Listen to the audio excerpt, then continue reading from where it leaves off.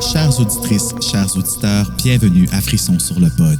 Ce balado est une présentation de la Maison sur le pod et n'est pas destiné aux jeunes enfants, car vous pourriez entendre des expressions comme Agnès sans l'humidité et le poisson. oreilles sensibles, s'abstenir, bon balado.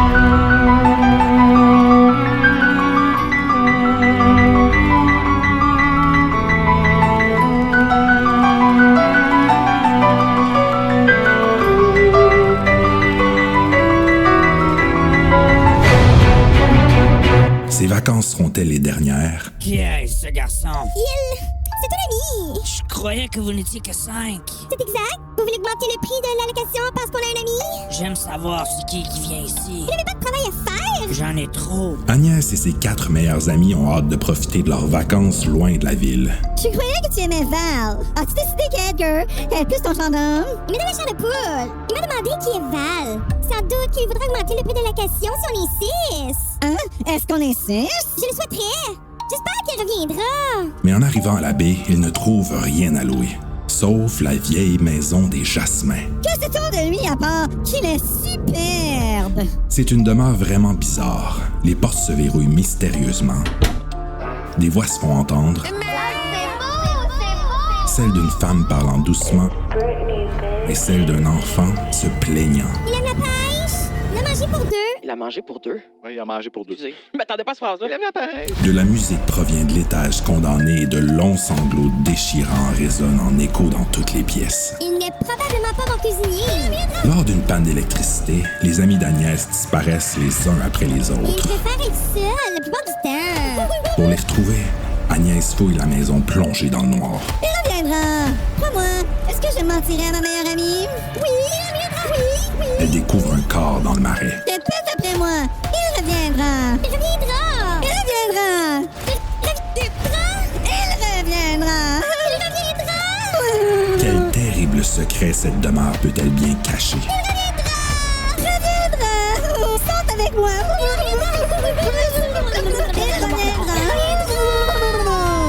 Une lumière dans la nuit. Lumière dans la nuit.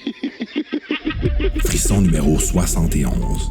Bon moment présent, mes chers colocs, et bienvenue à Frisson sur le pod. Je suis votre animateur Agnès Henry, en compagnie d'un de ses partenaires que je vais présenter en premier, Pauline Lantier. Excuse-moi, j'avais oublié ton nom de famille. Comment vas-tu, Pauline?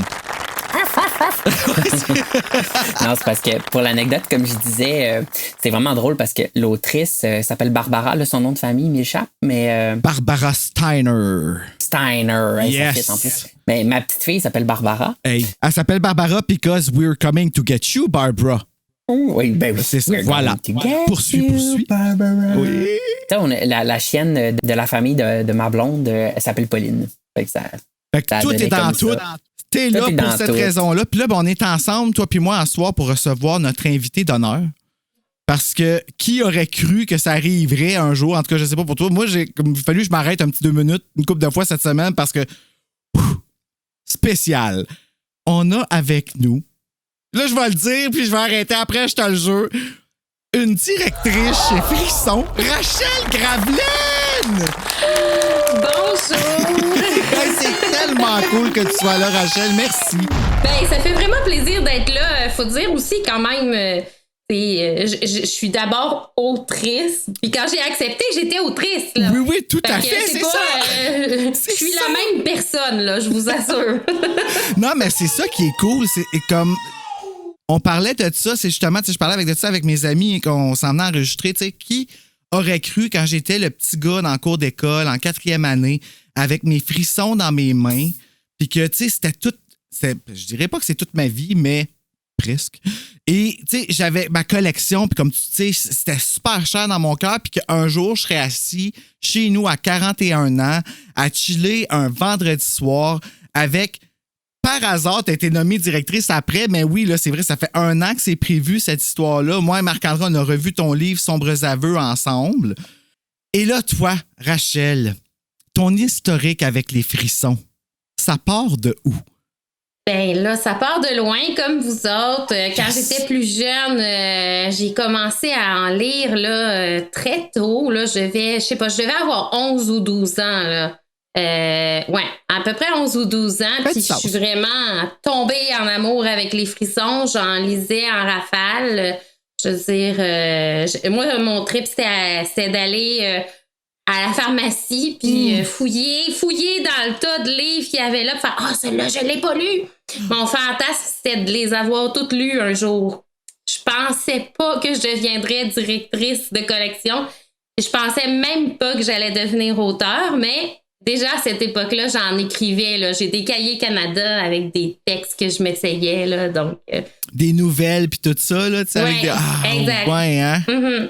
Puis je figure que t'es une tripeuse de films d'horreur, si je me fie à ce qu'on lit. Oui, c'est sûr, j'en regarde beaucoup. Ah, ouais. Quel genre, pour le fun, là, s'il y en aurait que tu dirais qui sont tes préférés? Ah, mon Dieu, je trouve ça toujours dur quand je me fais demander ça, mes préférés. Mais c'est pas ton top 5, là. C'est juste un, tu sais, le ben chill.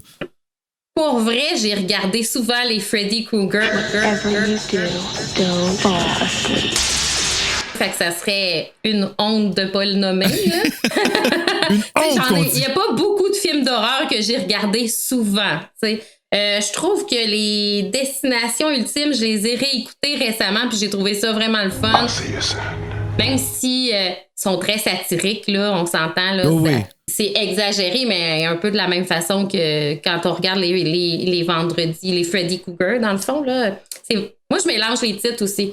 Oui, à cause de Freddy puis Friday, puis là, ouais, exact, c'est ça. Fait que c'est ça. Mais tu sais, il y en a qui ont mal vieilli, mais qui sont quand même le fun à regarder. Là, mais ça a pas mal tout mal vieilli. Des fois, tu réécoutes ça, tu fais, mon Dieu, c'est épouvantable. Là. Comme nos frissons. Oui, c'est ça. J'ai trouvé pas si mal, finalement. Ben, en fait, rendu au dernier tiers. Tu parles de la lumière là, dans la nuit? Oui, une lumière dans la nuit.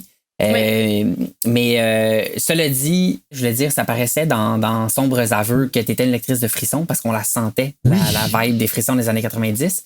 Puis aussi, amatrice de films d'horreur, ça paraissait aussi. Là, on parle, sans en dire trop aux gens qui vont écouter la balado, qui n'ont pas lu le livre. Là. Il y a des références, c'est ça qu'on disait avec Bruno, on sentait The Craft là, à un moment. On sentait aussi Décadence à la fin, un bel hommage aussi. Ça, c'était très convaincant, ça. Quand tu dis ça là, aux gens, là, que il y a des petites passes, pas mal ça là-dedans pour le fun. Impression générale, maintenant qu'on est là, une lumière dans la nuit qu'on a lue, là. C'est vendredi soir. On a 13 ans et on a lu ce chef-d'œuvre de Barbara Steiner. Vous en avez pensé quoi? Vous autres, je commence avec toi, Marc-André, vu que t'étais très bien parti. Au début, j'ai commencé à le lire, puis là, je me suis dit, coudonc, je pense que Bruno, il a fait les meilleurs frissons. Là, on est rendu comme un petit peu dans... On est rendu un petit peu dans disons, les moins bons tomes de la... Puis, tu sais, c'est toujours drôle parce que, c'est ça, t'as les prénoms, tu sais que c'est américain puis que ça se passe aux États-Unis, on sait pas trop si sont en Californie ou quelque chose. Mais là, c'est tous des noms québécois, fait que je pense qu'il n'y avait pas d'histoire de palmiers avec des cocotiers, sinon ça aurait été un petit peu compliqué. Ouais, c'est un petit peu dur de savoir vraiment où ça se passe, je pense, parce que c'est dur à adapter là, quand on parle de Spring Break, surtout que nous, on n'est même pas en même temps qu'eux autres en plus, là. Ouais, c'est ça. Puis c'est des ados. En tout cas, c'est pas des. Je sais pas dans le roman, dans la version américaine, s'ils sont adultes ou si c'est des. Non. C'est encore des ados, mais. Même âge, même affaire. Ce que j'ai fait, moi, pour mon pas à pas, c'est que je suis allé sur le site, attends une minute, là, si je me trompe pas, c'est The Library Ladies, que j'adore. Avec plein de petits... ils ont plein de petits commentaires sarcastiques là, par rapport aux personnages dans leur résumé. Puis là, moi, je les ai enlevés pour que ce soit le plus neutre possible, mais ça se peut que ça reste parce que c'est des capables là-dedans, là. Comme Agnès, ouf. Mais à la fin, là, c'est ça, au début, j'étais comme, c'est une adolescente, elle se sent un petit peu délaissée. C'est la 5e roue du carrosse au début. Après ça, elle fait la rencontre du Beauval, puis là, elle perd complètement tous ses moyens. C'est vraiment comme nous tous. À la fin, on y reviendra, mais à la fin, elle est comme pleine de ressources. Moi, je trouvais qu'elle prenait pas des décisions nounounes. Pas à la fin. Pas du tout, au contraire. Oui. Pas du tout. Elle était comme vraiment alerte, elle pensait à plein de choses, elle gardait son sang-froid. Je veux dire, on va y venir, là, mais on s'entend que moi, j'aurais probablement figé. Là, puis... Oui, mais à chaque fois que Val il s'en va, est comme sa vie est fini. Oui, son cœur est brisé. Toi, Rachel, ton cœur, comment qu'il va depuis Val? Ben, pour vrai, c'est vrai que c'était intense à ce niveau-là, mais en même temps, quand on se revoit, ben, en tout cas, moi, à l'adolescence, on est comme un peu intense aussi. T'sais, on dirait que tout est toujours hyper ressenti. Fait qu'il y a quand même quelque chose qui est, somme toute, réaliste par rapport à cet âge-là. Là. Quoique un petit peu exagéré, là, mais ouais, quand même. Là, Vive l'Amérique! Moi, j'avoue que j'ai tendance à deviner assez rapidement les choses. Fait que c'est ça. Donc, je trouvais que c'est vrai que ce que tu dis, l'histoire était comme un petit peu lente à commencer. Mais éventuellement, tu sais, on le sent où ça s'en va, mais la tournure, elle m'a quand même surprise, là. Tu sais, quand je suis arrivée à la fin, j'y avais pas pensé, là. Fait que... Au début, je me demandais, je me suis dit, on s'en va dessus, parce que ça ressemble, ça part un peu comme un roman de maison hantée, là. Je me suis dit, on s'en va dessus un petit peu dans Shirley Jackson, là, Haunting of Hill House, la maison qui a l'air possédée, qui les regarde, on entend des voix, elle se réveille la nuit. Puis là, finalement, évidemment, c'est un frisson. Fait que je me suis dit probablement qu'on basculera pas dans le surnaturel. Parce que d'habitude, il n'y a pas de surnaturel vraiment dans les frissons. Il y en a une couple. Ben, en tout cas, je sais pas. J'en ai pas lu autant que toi. Là, mais... Oui, il y en a une couple. Et en fait, on les a pas toutes passées, les bons encore. On a encore des parfaits qui passent. Là, moi, je m'amuse à aller d'un bord puis de l'autre avec des chairs de poule puis des fois avec des Fear Street. Fait que ça sera jamais plate chez nous, de toute façon. Mais... Je disais pas ça pour te critiquer en voulant dire, regarde, il nous en a gardé un plate, là, c'est pas ça. T'es tellement fin, Marc-André. Mais le titre, par contre, je suis pas sûr. Non. Je sais pas c'est quoi en anglais. Une lumière dans la nuit. Spring Break. On dirait un livre de Daniel Steele, je sais pas. Un titre de Daniel Steele.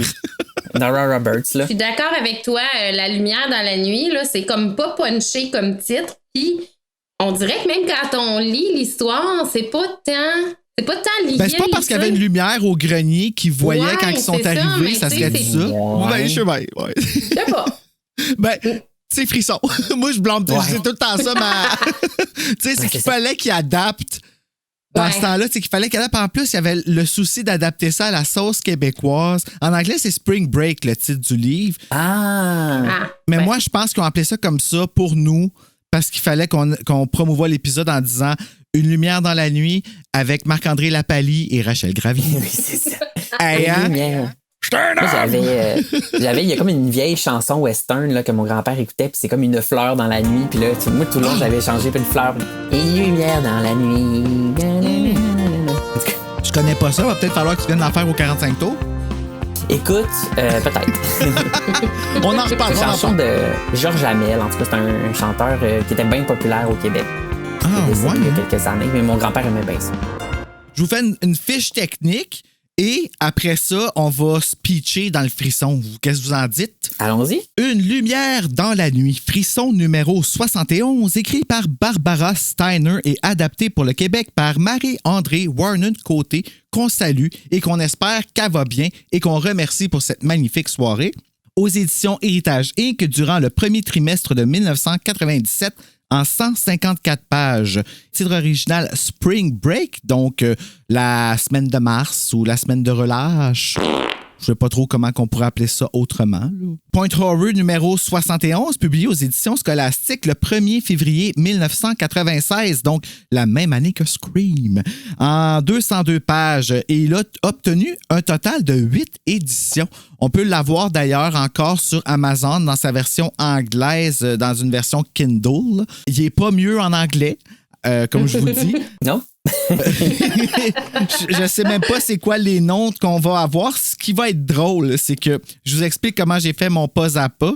Je suis allé, comme je vous dis, sur le site de les demoiselles de Library Things, Library Ladies, qui ont fait déjà une revue très satirique sur l'affaire. Je l'ai envoyé dans Word, je l'ai fait traduire. Puis là, des fois, il m'a sorti des phrases qui sont assez particulière. Je me suis fait surprendre avec La Gardienne 3, puis les noms ils ont été changés tout électroniquement. Alors, watch out les amis, peut-être qu'on va avoir des choses qu'on n'aura pas vues à cause du AI là-dedans. Là. Alors, est-ce qu'on est prêt à aller dans le frisson? Certainement. Je vais regarder les noms, je suis curieux. Alors, veux-tu les noms? Je vais toutes te donner, check bien ça. Agnès Henry, Justin Henry, Chantal Collin, Pauline Lantier, Carl Grignon, Edgar Minot, Magella Adams, Val Jasmin et Caroline Jasmin. J'ai comme l'impression que Magella Adams, ils l'ont gardé celui-là. Ça peut-être un nom du. Je pense que oui. Il me semble que oui. Ils ont pas mal gardé. Puis Cola, c'est comme un autre nom aussi là, en anglais. C'est comme un nom de fille. Pepsi en anglais. Non. Mais Britney a fait des annonces de Pepsi, fait que. It's Britney, bitch. Ah, ça que c'est correct. Yes. L'avez-vous entendu ou c'est juste moi? Oui. Ok, oui, c'est non, bon. je l'ai entendu. Je suis être sûr, tu sais, que c'était pas juste dans ma tête. Spring Break. Alors, mes amis, laissez-moi vous raconter mon frisson. Nous faisons la rencontre de Agnès Henry, son frère aîné Justin, son amie Pauline Lantier, son autre amie Chantal Collin et le petit ami de cette dernière, Carl Grignon, tous entassés dans la Jeep de Chantal en direction du sud de Hourville. Hourville, là, c'est joli. Comme Hérouville, mais. Ah, ça existe? Oui. Hey, mais j'ai trouvé les noms en anglais. Ah, Des personnages. Ouais. D'après moi, là, c'est ça. Agnès, c'est Angie Hendrix. Ah! Et ses amis Paula, donc ça doit être Pauline, j'imagine. Carrie, ça doit être Chantal. Et Chad, son chum, au lieu de Carl. Fait que. Et Justin. Ah, ils ont gardé Justin. And her brother Justin. Ils ont gardé Justin, moi, ça me fait penser à Justin Timberlake, puis je suis plus content. Puis je l'aime plus beaucoup. Oui, c'est ça, avec ses cheveux en ramène. Là, ouais. Ouais. C'est la semaine de relâche et Pauline chante joyeusement.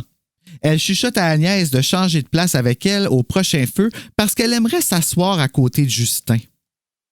Oh, il va y avoir des rapprochements. Agnès n'est pas consciente que son amie a le coup de foudre pour son frère car elle est incapable de concevoir que quelqu'un trouve son frère attirant. On dirait quasiment le début de White Lotus. Je sais pas si vous avez écouté ça, de White Lotus, là, mais oh my c'est God, une série, c'est bon. Ouais, sur HBO. My God, je me suis fait avoir avec ça, moi. Selon elle, Justin n'est qu'un crétin qui lit des livres sur l'identification des oiseaux. C'est ça que ça fait des crétins. Une belle opinion de son frère. Hein? Oui. Mais c'est grâce à lui qu'Agnès est autorisée à partir en spring break sans surveillance, même s'il est toujours au secondaire lui aussi. Justin a 18 ans et est donc un adulte légal. De plus, c'est l'un des jeunes de 18 ans avec une vieille âme. Nous rencontrons aussi le 6e passager de la Jeep, Cola, le labrador de Carl. Oh, on l'aime, labrador. Oui. Moi, j'avais un berger allemand tout le long, je sais pas pourquoi. Ah, c'est en un berger anglais. allemand en tête. Puis là, il disait que la fourrure était comme du Coca-Cola, le brun. Fait que j'imaginais un petit berger allemand. Mais bon, ça devait être écrit un labrador, c'est juste que rendu là, je m'en rappelais plus. Ah ouais, c'est peut-être en anglais aussi, puis ils l'ont changé en français. Peut-être que Marie-André Warren-Côté, elle aimait mieux les labradors. Peut-être. Pendant qu'elle conduit, Agnès songe à quel point Chantal est parfaite. Elle a de cheveux blonds parfaitement bouclés. Les cheveux blonds bouclés. Pas facile, là. Elle est belle, intelligente et mécanicienne. Thank you, Cindy. Elle a même restauré la Jeep avec une aide minimale de son père. En plaisantant, nous découvrons que Justin veut écrire le grand roman américain. Je ne sais pas si c'est le même qu'il l'appelle en français ou Sombres aveux, je sais pas, non. Je veux écrire un roman d'horreur, je pense. Tu veux écrire quelque chose? Oui. Ils se demandent s'ils pourront trouver un endroit où rester. Ils ont atteint la fin de l'île et tous les endroits possibles où ils pourraient séjourner sont tous réservés. Ça, là, c'était un peu bizarre, puis c'était pas smart de partir en randonnée de même. Puis, c'est des ados, là, ils se sont dit... Ouais, mais tu sais, moi, je suis pas capable de dormir dans un Jeep dehors, dans le bois, là. Oh là là, j'ai de la misère à dormir dans le cour d'une tente ici. C'est des clôtures partout. Justin suggère qu'ils utilisent le matériel de camping qu'ils ont apporté. Bon, tu vois, ça va bien, mon affaire. Les enfants sortent de la Jeep. C'est pas, tu vois, ça, c'est une affaire bizarre. C'est pas les enfants, c'est les jeunes. Oui, je suis d'accord. Les jeunes sortent de la Jeep. Les ados, ouais. Carl laisse Cola courir sans laisse. Pas smart, ça. Et se dirige vers un petit magasin général pour faire le plein de provisions. Puis là, je vois dans le remake de Friday the 13th, tu sais, quand ils s'en vont au magasin là, pour acheter des affaires, puis il y en a un qui se peut pas fin, là, comme... ça va de l'air de ça. Quoique ici, ils sont pas mal tous quand même gentils, là. À l'intérieur, ils se renseignent sur les endroits où rester et la femme derrière le comptoir les informe que les gens gagnent probablement beaucoup d'argent en louant leurs placards et leurs garages. Aujourd'hui, ça s'appelle des Airbnb. Exactement. La dame du dépanneur leur dit alors qu'Edgar Minot, quelqu'un d'important ça, travaille sur l'ancienne maison Jasmin depuis près d'1 an et qu'elle pourrait être en assez bon état pour qu'on puisse s'y loger, s'ils ne sont pas trop difficiles, bien sûr. Puis la dame leur dit qu'il y a un problème avec la maison. Attention tout le monde, préparez-vous. Les gens disent qu'elle est hantée! Moi, Drette, là, je pose la question. Auriez-vous dit oui ou vous... Ben oui. Moi, je pense que oui aussi. Je suis du genre à le faire quand même. Surtout que j'y crois pas tant, tu sais. Fait que faudrait vraiment qu'il arrive quelque chose de très grave pour que je fasse « Oh mon Dieu, c'est un fantôme! » Ah ouais? Ou un hôpital fantôme. Oh! Hey! Excusez. OK, puis mais moi, je vous le dis tout de suite, j'irai pas. Je suis Non. pas trop pissou. Ben, t'es pas tout seul, mais là, ils sont quand même une petite gang. Ils sont quand même... Ben oui, on va mourir en groupe. Tu sais. Ben voilà! Ben oui. Tant qu'à mourir seul, pourquoi pas? C'est ce qu'ils disent, oui. Ah, prochain frisson, Sur le ça. thrill de ta vie. Ouais, avec un cadavre déjà décomposé. Voilà.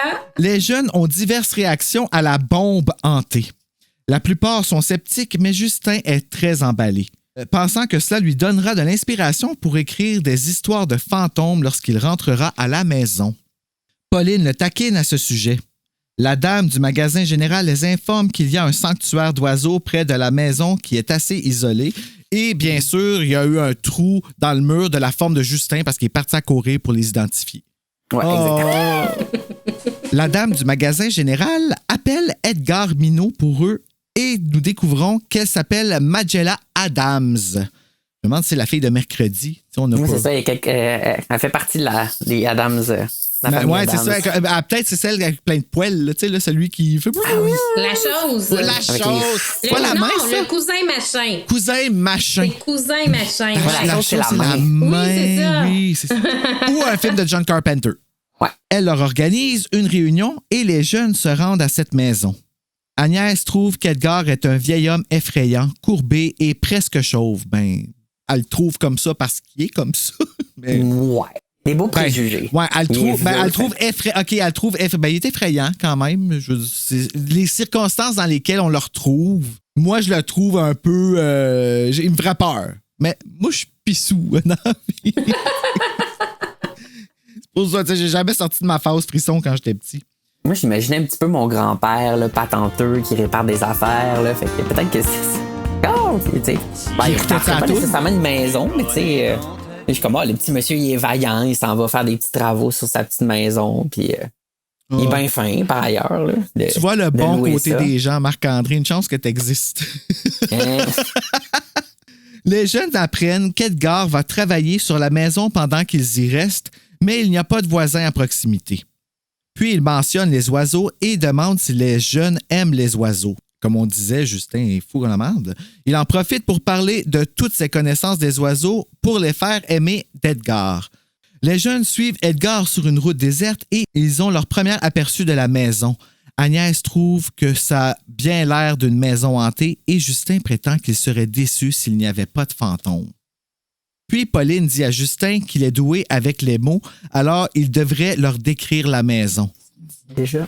Peut-être que je l'ai écrit après. Donne-moi un instant. Sinon, de toute façon, la maison, elle fait tellement pas de sens. Là, je trouve, là, je suis pas capable d'imaginer vraiment qu'est-ce que ça peut avoir l'air en dedans, genre quand tu regardes. Là. Ouais.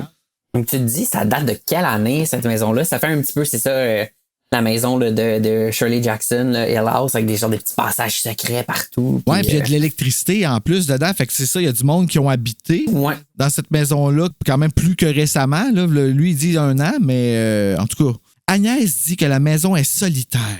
Et Justin lui dit que les maisons n'ont pas de sentiments. C'est son imagination. Bravo, Justin. Puis Chantal pense qu'elle voit un rideau bouger au 2e étage et Carl lui dit que cela doit être son imagination encore une fois. Invalidons les filles! Ça, c'est les modes d'un frisson dans ce temps-là. Et évidemment, elle a raison. C'est toujours... ils ont comme, ben c'est ça, en fait. C'est comme son intuition, finalement. C'est beaucoup ça dans les slasher movies. C'est souvent comme l'intuition, finalement, des filles qui ont raison, alors que toutes les approches rationnelles échouent dans ces... Y compris comme les policiers qui sont supposés être un peu les représentants de cette approche-là. Là, on va trouver des preuves, on va analyser. Et on se rappelle Halloween 5 que les policiers ne sont pas extra, là-dedans, en tout cas. Et boy, ben pas mal de Halloween, hein, c'est pas... Là. Ouais, mais ça se dégrade de Halloween en Halloween. Et ça soit ils sont juste bons à se faire égorger dans leur auto. Ouais, ben elle a vraiment vu quelque chose en haut, là. Elle a vraiment vu... Ben, on suppose. Hein. C'est ce qu'il nous est dit à la fin. Ouais, on suppose. Là, je vole des punchs, mais de toute façon... Je vais le censurer pour l'instant. Je vais mettre le cri de Joël. Ouais, désolé. Il négocie un prix de location avec Edgar. Le vieil homme leur montre la boîte à fusibles et l'interrupteur de la pompe à eau. Oui, c'est important de savoir ça. Agnès s'égare en demandant qui entrait une maison comme celle-ci. Qui abandonnerait cette maison et laisserait tous ses meubles et photographies derrière lui. Agnès se fait peur en montant au 2e étage et décide d'attendre pour explorer jusqu'à ce qu'ils puissent le faire tous ensemble. Puis elle attrape Pauline et suggère que toutes les filles dorment dans la même chambre. Good call! Puis là, Pauline, on parle pas de ta chienne, on parle... Non, on parle de Paula. Et Pauline, elle serait-tu allée, elle? Elle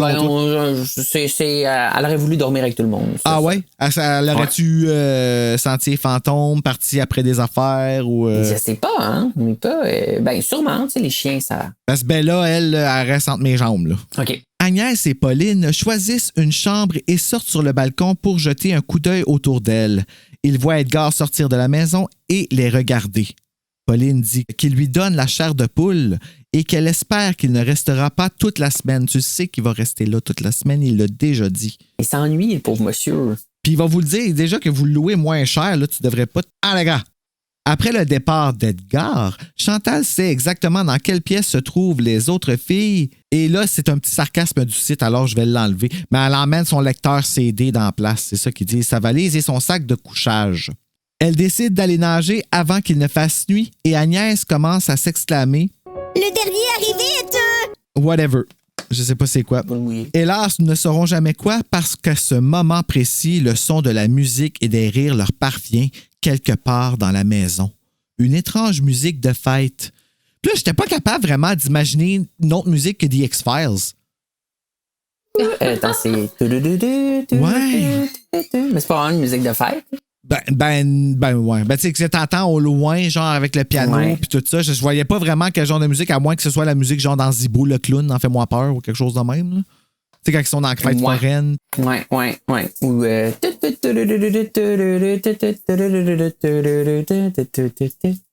Merci pour ce soundtrack. Par excellence. Ouais, c'est le soundtrack de nos vies. Le son vient du grenier. Les filles pensent immédiatement qu'il s'agit d'un fantôme et paniquent, songeant à retourner en ville pour trouver un autre endroit où séjourner. Ils décident de rester, mais décident de passer le plus de temps possible à l'extérieur.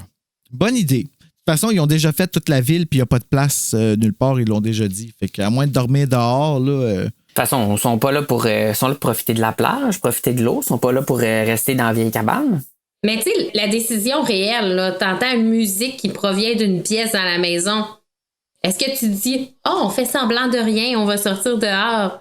Non! Mais il semble que tu cherches d'où vient le bruit. Ouais.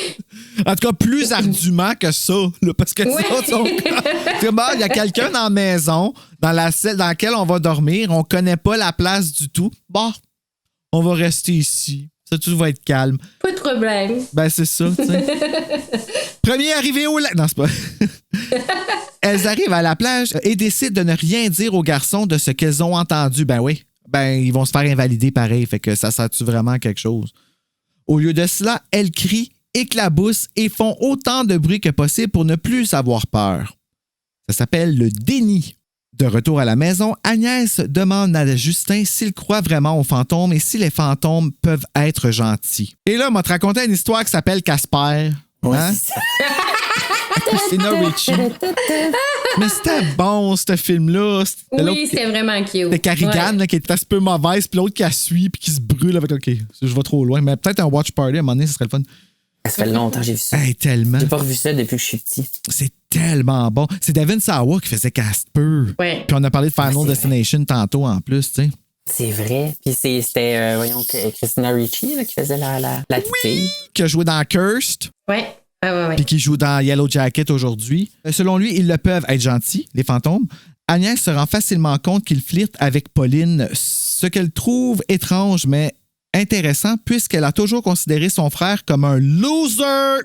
Agnès décide de révéler au garçon le bruit qu'elle a entendu plus tôt. C'était un pet.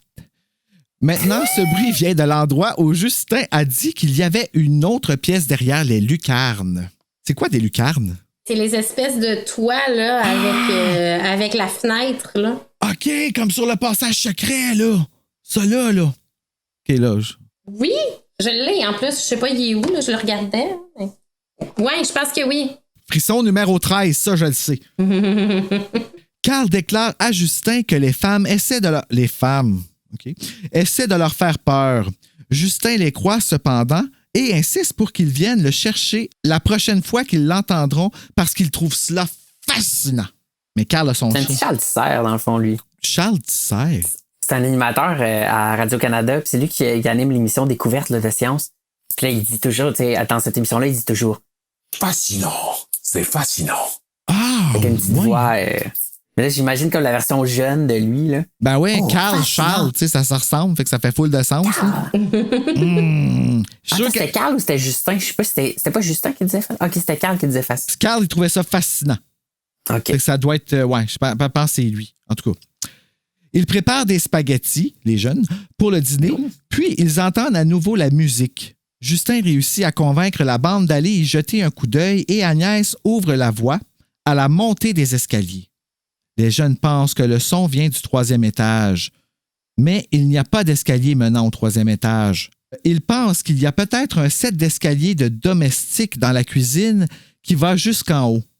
Ils trouvent un escalier de service dans le garde-manger et le suivent jusqu'à ce qu'ils atteignent le palier du 2e étage, mais il n'y a pas de porte. Regarde, c'est ça, tout ça, là, c'est vraiment compliqué. Une chance qu'on ne peut pas voir. Ouais. Tu sais, on peut imaginer des spots, mais si tu veux tout mettre la maison ensemble, je suis comme pas sûr. Oui, ça devient compliqué, mais moi, ça me donne l'impression qu'on est dans une maison qui a peut-être été rénovée au fil du temps puis qui ont condamné des parties de la maison, ce qui fait comme des pièces qui sont plus accessibles ou qui sont accessibles seulement d'une manière. Là. T'imagines-tu les araignées qu'il doit avoir dans ces pièces-là? Ça doit être insane. Mais on sait pas trop qu'est-ce qu'il veut faire avec ça. Edgar, par ailleurs, il veut-tu aller vivre là? Il veut-tu la revendre? Ben, si ça serait aujourd'hui, il ferait un Airbnb. Ouais. Ça serait ça carrément, là, mais... Ils continuent et sortent de l'aile ouest du 3e étage, l'aile ouest, qui est poussiéreuse et inutilisée. Il y a un mur que Justin pense être une pièce scellée. Cola commence à gémir et à donner des coups de patte au mur. Puis une musique douce, rêveuse et obsédante commence, ainsi que des voix qui se disputent. Une voix féminine douce et une voix d'enfant suppliante. Puis des sanglots tragiques et un Bruno qui... Son camp de là. Ben, come on, là! Hey, là, t'entends du monde parler pis tout, là. Tu t'en vas Moi, de là. j'imaginais un petit peu comme dans Black Christmas, là. Je sais pas si tu l'as vu, Rachel, ce film-là. Le film de Bob Clark, là, des années 70. Je pense que je l'ai vu, mais là, je m'en souviens pas. C'était comme le personnage, en tout cas, qui se parle au téléphone, le tueur. Puis là, il se parle à lui-même, Agnès. puis il fait une voix de petite fille. Oui, puis sa sœur s'appelle Agnès, en plus. Là, il est comme... Hello, Billy, it's me. Oh oui, puis il dit des choses tellement vulgaires. Ouais, qui passerait pas dans un frisson. Ça passerait pas. Ah, ouais, qu'il aurait pas... T'imagines-tu? Le scandale, t'es obligé de mettre un collant dessus. Carl et Chantal pensent qu'il s'agit d'une personne vivante et non d'un fantôme. Alors, ils commencent à frapper au mur et à appeler, demandant si quelqu'un a besoin d'aide. Cola se lève d'un bond et aboie aussi contre le mur. Les sons s'arrêtent et Agnès suggère de trouver un autre moyen d'entrer dans la pièce. Si tu peux pas rentrer dans le mur, c'est vrai que ce serait un bon moyen de trouver un autre endroit. Pauline décline et ils descendent tous en courant pour faire du chocolat chaud à la place. Oui! C'est comme absurde, tu sais. Il y a peut-être quelqu'un d'enfermé en haut, mais allons nous faire un petit chocolat chaud Chocolat avant. chaud, c'est tellement réconfortant. Hein? Peut-être mourir cette nuit, mais on a du chocolat chaud. Ils décident que la maison est vraiment hantée et que c'est amusant. Ah, les jeunes. Carl et Chantal partent à la plage et Justin et Pauline ont un cœur à cœur, laissant Agnès jalouse et exclue. Ça, j'avoue que c'est poche, là. Pour vrai. Hashtag I am Agnès. Elle sort de la pièce en pleurant avec son chocolat chaud. Dans sa chambre, sur le balcon, elle imagine ce que font ses amis, Carl et Chantal, emmitouflés l'un dans l'autre, l'un avec l'autre. Je pense que c'est pas du même niveau d'âge l'un dans l'autre. Ça. Écoute, Frisson sur le pod, au moins, c'est pour les parents. On parlait tantôt une Pauline dans la nuit, mais là, voilà. Pauline parlant à Justin de son père violent et autoritaire. Ah, mon Dieu. OK, on va là. ouais, ben on va là, mais ça reste là. Oui, c'est ça. C'est pas approfondi. C'est là la différence entre les nouveaux et les anciens frissons. C'est qu'au moins, des nouveaux frissons, on fait pas semblant. Tu sais, c'est pas genre, son père est violent. Non, la fille, elle a un problème qu'elle a développé suite à ça et c'est de ça qu'on deal, tu sais. Ouais. Non, ça, dans ton livre, c'est vraiment, vraiment mieux développé, là. Mais c'est sûr que... Oui, dans ton livre à toi. Oui. Mais c'est sûr que, bon, aussi, à l'époque, c'est ça. C'était moins connu, c'était plus tabou, puis... Oui, exact. Tu sais, quand même, la psychologie, dans ce temps-là, c'était pas quelque chose dont on parlait, là. Puis c'était pas non plus ouvert, tu sais. Les adolescents n'avaient pas ça. Ah, ben non! Ça n'existait pas chez les adolescents, là. C'était des affaires d'adultes. Ouais, c'est le monde qui a la guerre qui avait ça, des chocs post-traumatiques. Oui, exactement. Ah, c'est drôle, j'ai eu exactement la même conversation et les mêmes propos avec Caroline dans La Gardienne 3. J'aime beaucoup des moments comme ça fait exploser ma tête. Mais là, ça m'a fait perdre mon fil de qu'est-ce que je voulais dire, mais c'est correct. Les amis, Carl et Chantal en mitouflé, puis Pauline et Justin qui font des mamours, on sait pas trop. Ouais, ils font ça. Ouais, l'autre est sur le balcon. Agnès est sur le balcon. Ouais, je vais revenir à ça, là, c'est plus simple. Puis elle attend son Roméo. Ouais. Et là, soudainement, elle entend murmurer. Psst, psst. Qui êtes-vous? Bienvenue. What the fuck? Pour vrai, là. Premièrement, qui êtes-vous et bienvenue? Les portes-fenêtres se referment alors et enferment Agnès à l'extérieur. Les hangers! Mais tout va bien, elle a son chocolat chaud. Tu l'as dit, tu le sais pour ton prochain frisson, hein? Chocolat chaud pour sauver Agnès. Mais à chaque fois qu'il y a quelque chose qui va pas dans ce livre-là, ils font de la bouffe. Ils se font du thé.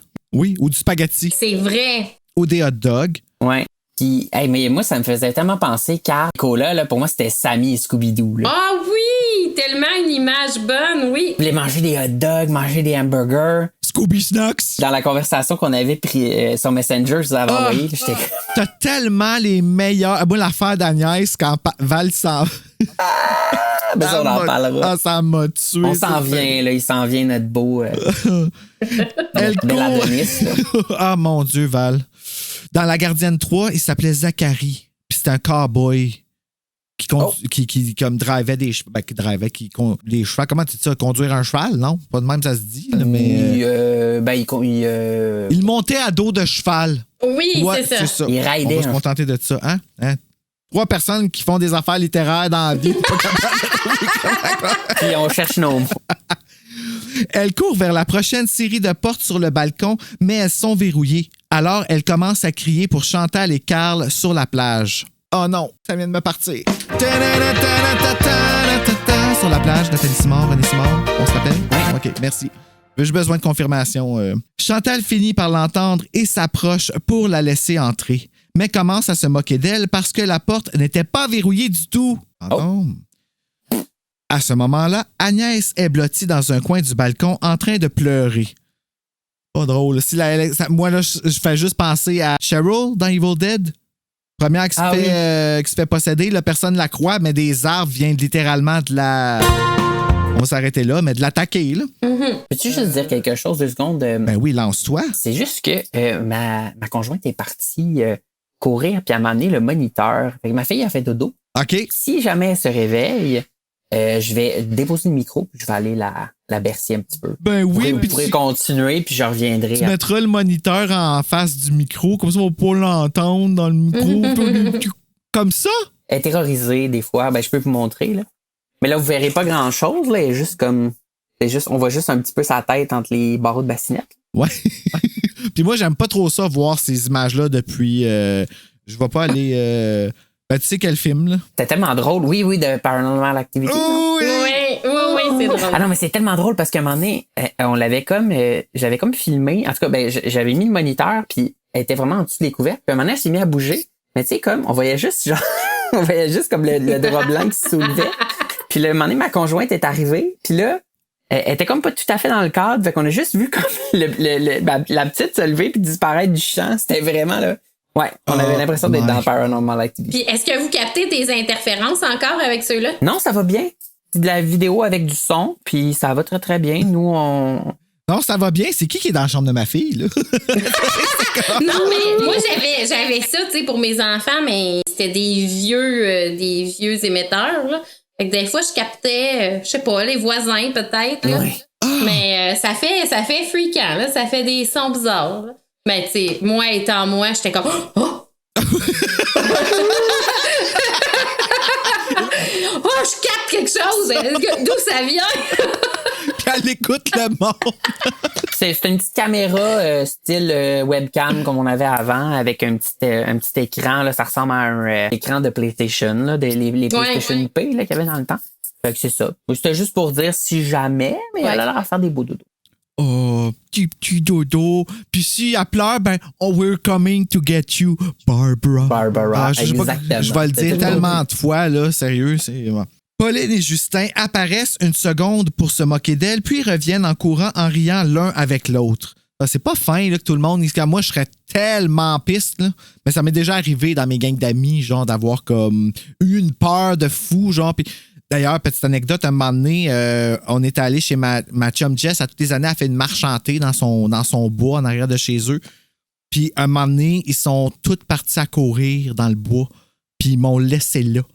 J'avais tellement peur, mais ils sont revenus rapidement, par exemple. Ils n'ont pas comme fait comme eux autres, puis genre, on rit, on t'invalide, puis on s'en va se mocher. Là. Mais... Chantal prétend qu'elle croit Agnès, puis s'endort quelques secondes après s'être allongée, laissant Agnès éveillée et paniquée. Ils sont empathiques aussi, hein? C'est comme, oui, je te crois. Ouais. Ça croit tellement que ça t'a même pas fait peur, tu sais. Bonne nuit. Je crois, mais après 4 chocolats chauds puis 12 guimauves... Agnès se réveille le lendemain matin en se sentant ridicule pour la façon dont elle a agi la nuit précédente. T'étais pas ridicule, Agnès, t'es embarrée de noir sur un balcon. Elle se demande même si Justin et Pauline ne l'ont pas enfermée dehors, même si Justin n'a jamais été le genre de grand frère qui taquine sa petite sœur. Gentil, Justin. Non, il n'y avait pas le temps, il était en train de checker les oiseaux. Tant qu'il est check puis qu'il tue pas, là, parce que là, on va avoir une autre conversation. Agnès enfile son maillot de bain et son sweatshirt, puis descend sur la pointe des pieds et prépare une cafetière, un autre breuvage. Elle s'assoit au bord de la plage en buvant son café jusqu'à ce que la caféine la frappe et qu'elle décide d'aller nager. On s'en va rencontrer Val. Oh! Elle nage si loin que la maison finit par ressembler à un château de sable. Puis elle se demande à quoi une maison hantée est censée ressembler. Totalement inutile. Elle pense également que c'est Pauline et Justin qui l'ont enfermée dehors. Bon, elle revient là-dessus. Finalement, son estomac qui gargouille la convainc de retourner à la maison pour prendre son déjeuner, mais elle flotte dans l'océan. Je pense pas que ce soit l'océan, probablement juste un lac, mais OK. Depuis si longtemps maintenant qu'elle ne peut pas voir la maison. Elle retourne à la nage jusqu'au rivage. Rivage funeste, titre de frisson. J'essaie de les sortir. Oui, OK, all right. Oui, je pense que oui. Oui, c'est un de, je pense, Réa Dufresne. C'est dans les récents. C'est dans les récents. Exactement. Ah! 3 pros à soir. Paraboum. Ne pas voir la maison. Elle retourne à la nage jusqu'au rivage funeste, voilà où j'ai décroché. Et commence à faire du jogging. Jogging sanglant. Non, c'est pas vrai. Le long de la plage, quand elle se rend compte qu'il y a un garçon qui court après elle. Elle commence à s'enfuir, mais il l'appelle pour qu'elle s'arrête. Il ne voulait pas lui faire peur. Ce à quoi elle pose la question logique. Alors pourquoi m'as-tu poursuivi? Agnès, je la sens être avec nous. Il ne lui répond pas vraiment, mais lui demande ce qu'elle fait là-bas. Il lui sourit, et comme il est jeune et ressemble à Brad Pitt.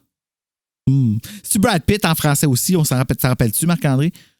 Oui, c'est Brad Pitt. Il parle pas de Val Kilmer aussi, ou c'est mon imagination? Oui, il me semble qu'il y a une référence à Val Kilmer. Ouais, c'est lui qui comme fait un Batman. mélange des deux. Ben, en fait, Val Kilmer, c'est plus tard, puis c'est à cause de son nom qu'ils disent Val comme Val Kilmer qui a fait Batman, puis lui il dit qu'il connaît pas Batman parce qu'il n'y a pas de TV ou quelque chose de même. Là. Je connais pas de Batman parce qu'il est genre, il est dans le grenier en train de se prendre les jambes.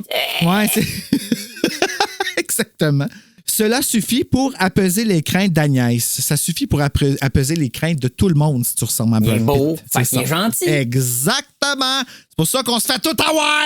Les hommes sont tous pareils dans ce podcast. C'est ça. T'es beau, t'es gentil, t'es laid, t'es méchant. Oui, exactement. C'est tellement comme ça que ça marche. Oui, ça marche souvent comme ça. Tu vois, Edgar, c'est ce qu'il nous apprend. Là. On apprend en lisant des frissons, tu sais. Elle lui dit qu'elle reste avec 4 amis et il devine coïncidemment, oh wow, c'est beau ça, Bruno, qu'il loge dans l'ancienne maison Jasmin. Puis là, ça fait tellement les maisons Jasmin. La maison Jasmin, ouais. Où vous drôle, allez pour mourir accompagné par des fleurs. Oui, Jasmin. C'est pas la maison. Je sais pas c'est quoi en anglais, mais la maison Jasmin, là, je sais pas. The Jasmine House. Ça fait pas très effrayant, me semble. Non, vraiment pas. Ben, en français, Fear Street, c'était la rue Pétrin. La rue Pétrin. Dans Frisson, les 5. Ben là, je sais pas pour les autres, mais dans Un jeu dangereux, c'était la rue Pétrin.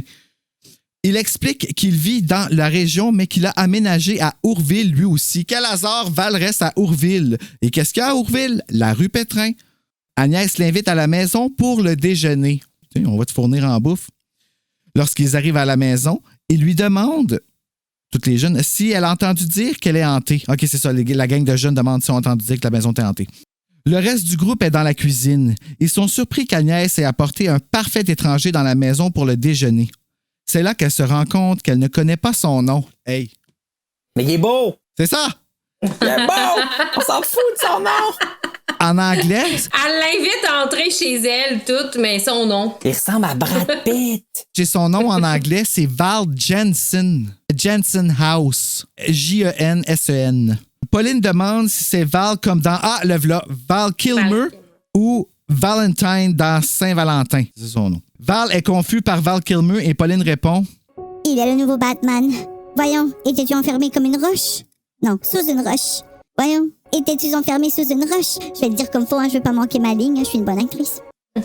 Agnès détourne l'attention en offrant un café à Val, puis il s'installe dans un silence confortable pendant que les autres discutent. Puis Justin invite Val à rester à la maison avec eux. Val refuse, probablement parce qu'il a peur de la gang, tu sais. Val refuse, mais dit qu'il viendra probablement souvent leur apporter du poisson pour le dîner parce qu'il aime pêcher. Ça, c'est gentil, mais moi, je fais du poisson, je trouve pas que ça sent bon. Non, comme ça me prend toujours... Tu sais, si, mettons, je mange, exemple, du saumon, ben, faut que j'en mange, genre, aux 2 jours pour que le goût, il reste là. Puis si j'arrête d'en manger pendant comme 6 mois, après ça, à chaque fois que je vais en manger, je vais avoir mal au cœur. Mais je vais en manger pareil, là, si j'ai pas le choix, là. Mais, ouais, c'est bien... Il demande à Agnès si elle aime pêcher. Ses amis se moquent d'elle parce qu'elle est dégoûtée par les poissons. Ah, hashtag I am Agnès. Et comme elle a une chaleur pour cet inconnu, elle dit qu'elle aimerait apprendre à aimer la pêche. Avec le poisson. Avec le poisson. C'est ça. Des plans sont faits pour aller observer les oiseaux au marais plus tard dans la journée. Il semble que Val va venir avec eux, alors Agnès s'enfuit pour prendre une douche. Mais, ouais, c'est vrai, elle s'est baignée dans l'eau sale, fait que ouais, je comprends. Lorsqu'elle est propre et habillée, elle trouve Edgar Mineau en train de planter quelque chose dans l'un des coins de la maison pendant que ses amis jouent au frisbee avec Cola sur la plage. Les chanceux, c'est le fun de jouer au frisbee avec un chien. Mais se faire creeper out par un monsieur, par exemple, il la regardait pas par la fenêtre là, pendant qu'elle changeait. Là. Je pense pas. Ben, il n'y a pas d'éléments qui nous disent ça. Non. OK, c'est bon. Il est gentil, là, le monsieur. Là. Oui, on va il est découvrir pas... à la fin. J'espère que ça fait longtemps, moi aussi. Il est que juste je l'ai un lu. petit peu tout seul. Val arrive derrière Agnès et elle parle de ses amis. Carl veut être vétérinaire. Chantal veut être ingénieure en mécanique. Elle est une excellente mécanicienne. Arc! OK, on va le mentionner. Puis Val demande si elle est super mécanicienne pour une fille. Alors, Cindy Roy, dis-nous combien de fois tu t'es fait poser cette question-là dans les commentaires. Parce que Cindy Roy a un garage et justement, profitons de ce petit moment pour aller entendre une pause publicitaire de Cindy Roy Silencieux. Bonjour, ici Samantha. Quand je pars en tournée avec les chanteuses TSLP, que je passe par Granby et que mon auto est cassée, c'est sûr que je vais aller voir Cindy. Chez Cindy Roy Silencieux. J'ai toujours de bons services. Si tu me crois pas, écoute ce témoignage d'un client Google. Il n'irait pas ailleurs pour un problème de silencieux. Elle m'a réparé ça comme une vraie pro, pour moins de 50 $. Alors que chez le concessionnaire, ils auraient probablement tout remplacé et ça m'aurait coûté les 2 bras et les 2 jambes. Il y a encore des gens honnêtes. Un immense merci à toi, Cindy. Pour plus d'informations, composez le 450-521-5128. Parce que c'est Cindy Roy Silencieux, c'est Cindy Silencieux. C'est pas pire, hein? Agnès dit non. Elle dit non parce que un mécanicien ou une mécanicienne, c'est bon. Fille ou gars? Si c'est un chien, là, tu poses une question. Shout-out quand même, c'est le fun. On est quoi, en 97? On a un personnage, justement, elle est belle, elle est intelligente, elle est pas cruche. T'sais. Souvent, c'était comme... C'est comme si le personnage était beau, il fallait qu'il soit niaiseux pour comme équilibrer les choses, parce que c'est pas juste dans la vie, si t'es beau et t'es intelligent. Et en plus, c'est ça, elle a comme... elle est habile de ses mains, puis elle a une passion qui est non traditionnellement féminine. Ça, c'est quand même le fun pour... Moi, j'adore ça, les pour filles de l'époque, garage. c'est moins vu, je pense. Là. On n'avait pas tant ça que ça. Là. Puis probablement que toutes les filles qui lisaient le livre dans le temps, elles se disaient « qu'elle est cool, elle! » Tu sais, à cause qu'elle était la marginale à côté. Moi, je la verrais un peu dans le genre comme... Tu parlais de Freddy tantôt, là, mais dans Freddy 4, justement. Tu sais, celle qui se fait transformer en coquerelle, là. Ah oui, qui fait de la muscu, là. Oui, exact. Puis là, elle se fait comme... Hey, mais quelle mort! Ça, je pense que c'est ma préférée du film. Iconique! Iconique. Mm-hmm. Et Justin ne peut même pas changer un pneu sur son vélo. Et sais-tu quoi? Moi non plus.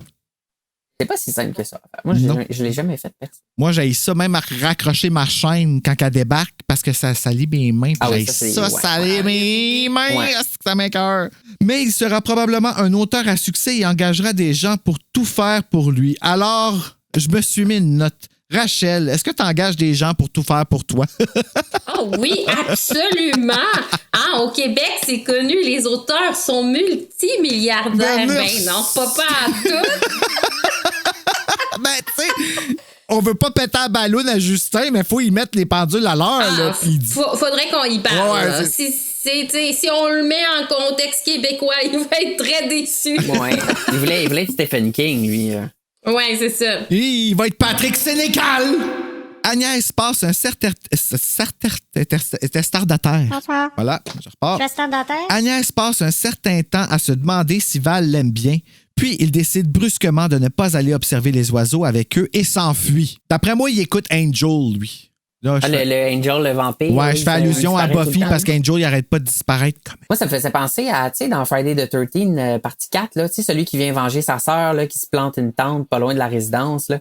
L'autre, elle a un gros crush dessus, là, la sœur de Tommy Jarvis, là. Puis là, c'est ça. Moi, c'était un peu ça que j'avais en tête, là. Un mélange de Val Kilmer, de Brad Pitt, pis ce gars-là. J'ai vraiment. On va demander à l'intelligence artificielle qu'est-ce que ça nous donnerait, là, comme image. On va demander à Steph. En version Steph, c'est notre expert qui nous les sort en version, ouais. Edgar Minot se faufile près d'Agnès et lui demande qui était ce garçon. Pas de tes affaires. Agnès pète une coche et lui demande s'il veut leur faire payer plus cher parce qu'ils ont un ami en plus. Hey, calme tes nerfs, la grande, là. Si bol! Agnès raconte à Pauline ce qu'elle a appris sur Val. Ce qui n'est pas grand-chose, finalement. Il s'appelle Val. C'est ça. Et il aime les poissons. Il aime pêcher. On en sait plus qu'on en savait déjà. Ah, ben écoute, tu peux remplir une fiche Tinder avec ça, j'imagine. Puis, oui, probablement. Je m'appelle Val et je avec les hormones d'adolescente, elle est comme 10 minutes sur le fait qu'il est beau, là. Je veux dire, c'est clair que c'était une longue conversation, ça, là. On sait d'autres choses. On sait aussi qu'il aime passer du temps tout seul. Parce que ça l'a fait chier. C'est ça qu'elle dit à sa chum. Fait qu'il peut écrire Val, aime pêcher, seul. Pas de photo, tu sais. C'est ça, pas de photo. Alors que les autres filles se préparent pour la journée, Agnès leur demande si elles ont entendu le fantôme ce matin. Non. Chantal pense que les fantômes ne sortent que la nuit, puis dit à Agnès qu'elle est contente qu'elle ait trouvé Val parce qu'il est magnifique. Ah. Chantal essaie de lui assurer que Val a probablement rassemblé ses affaires de camping sur la plage pour venir rester avec eux dans la maison, mais Agnès est plus que sceptique. Elle se dirige vers l'extérieur et trouve le vieil Edgar avec le capot de la Jeep de Chantal relevé, regardant le moteur. Oh, ça, c'est pas une bonne idée parce que c'est mauvais, une mécanicienne qui choque. Oh, puis là, j'ai une chanson. C'est Can't Touch This.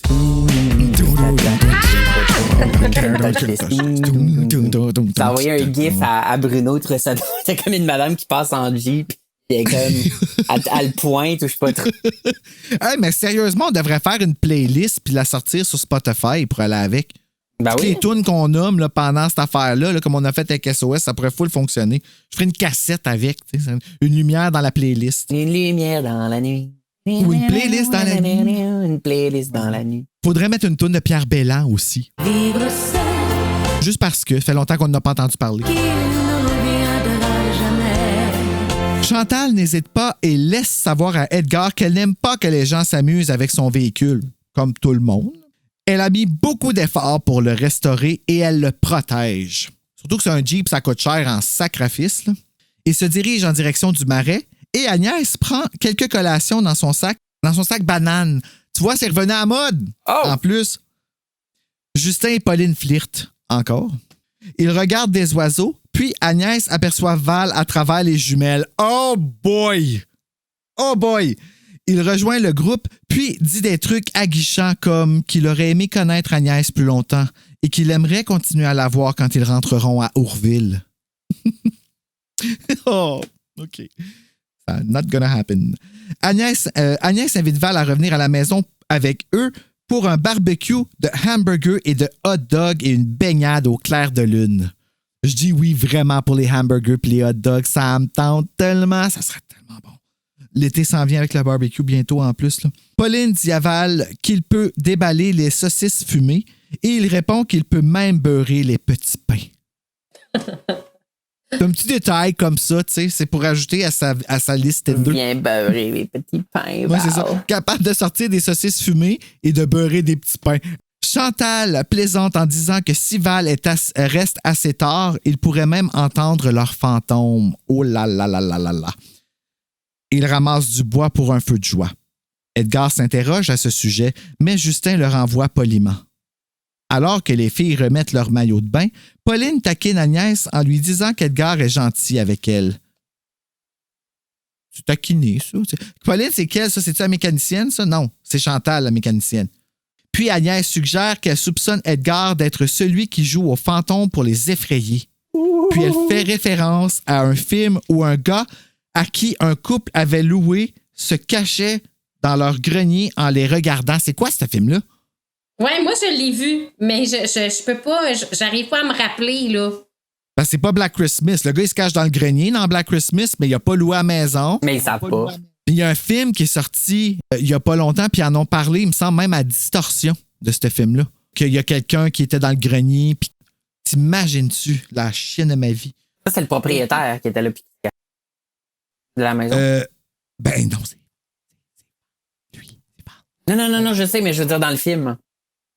Dans le film, je sais pas si c'est le propriétaire. Moi, je pensais que c'était quelqu'un qui squattait. Il allait se cacher là parce qu'il savait que personne n'habitait là, puis que... En tout cas, c'est à rechercher. Sinister, ça se peut-tu?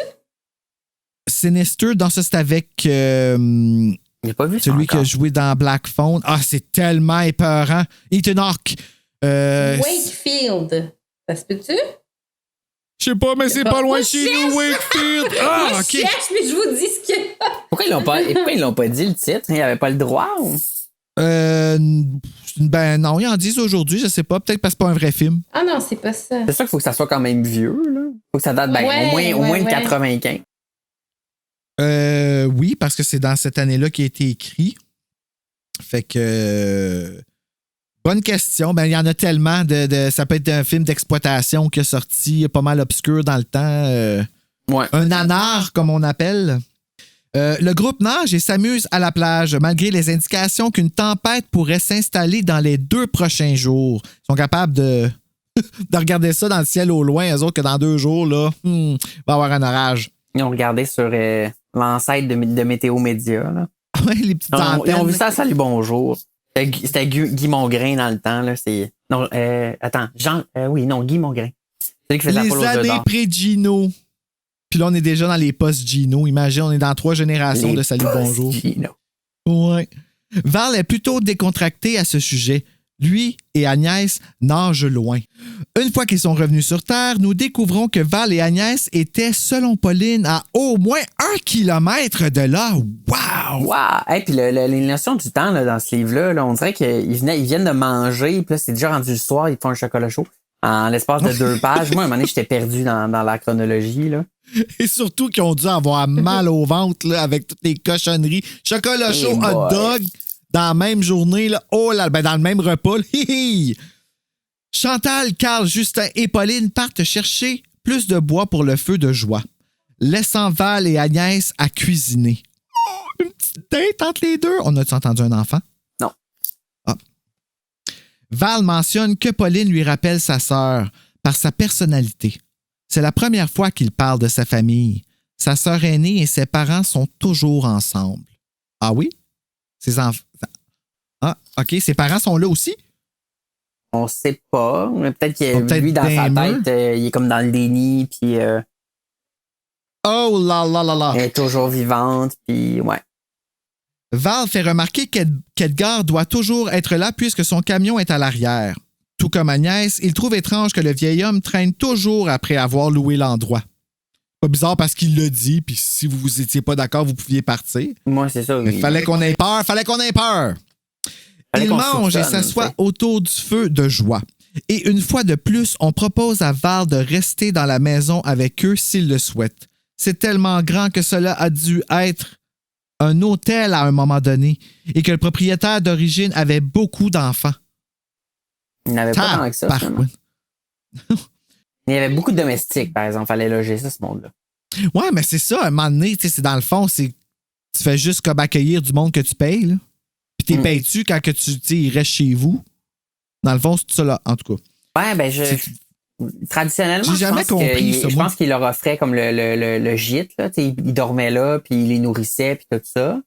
Peut-être qu'ils donnaient un peu de sous pour qu'ils envoient à leur famille, ça, je sais pas trop. Aujourd'hui, ils sont vraiment... aujourd'hui, ils dorment pas là, d'habitude, là. Ben... Rachel, tu fais quoi avec tes domestiques, toi? Ouais, c'est ça, bonne question. Ah, ben non, moi, je les paye pas. Non. Je veux dire, il y a un cabanon dans le cours, là. C'est ça. Ça fait un job. Elle a confisqué leur passeport, puis elle fait du chantage. Oui, c'est ça, je les garde. Ben, c'est parce qu'en même temps, ça me donne l'inspiration. Je me demande combien de temps ils peuvent survivre dans le cabanon. C'est bon. 110. Tu testes des pièges là, pour la suite de Sombres aveux. Cabanon mortel de Rachel Graveline. Ah là là. Il décline l'offre. Val décline l'offre. Il veut pas rester couché avec eux autres. Mais qu'il emménagera s'il pleut. Pauline dit que Justin travaille sur une histoire de fantôme et il sort son carnet d'idées. Puis il lit une phrase qu'il vient d'écrire.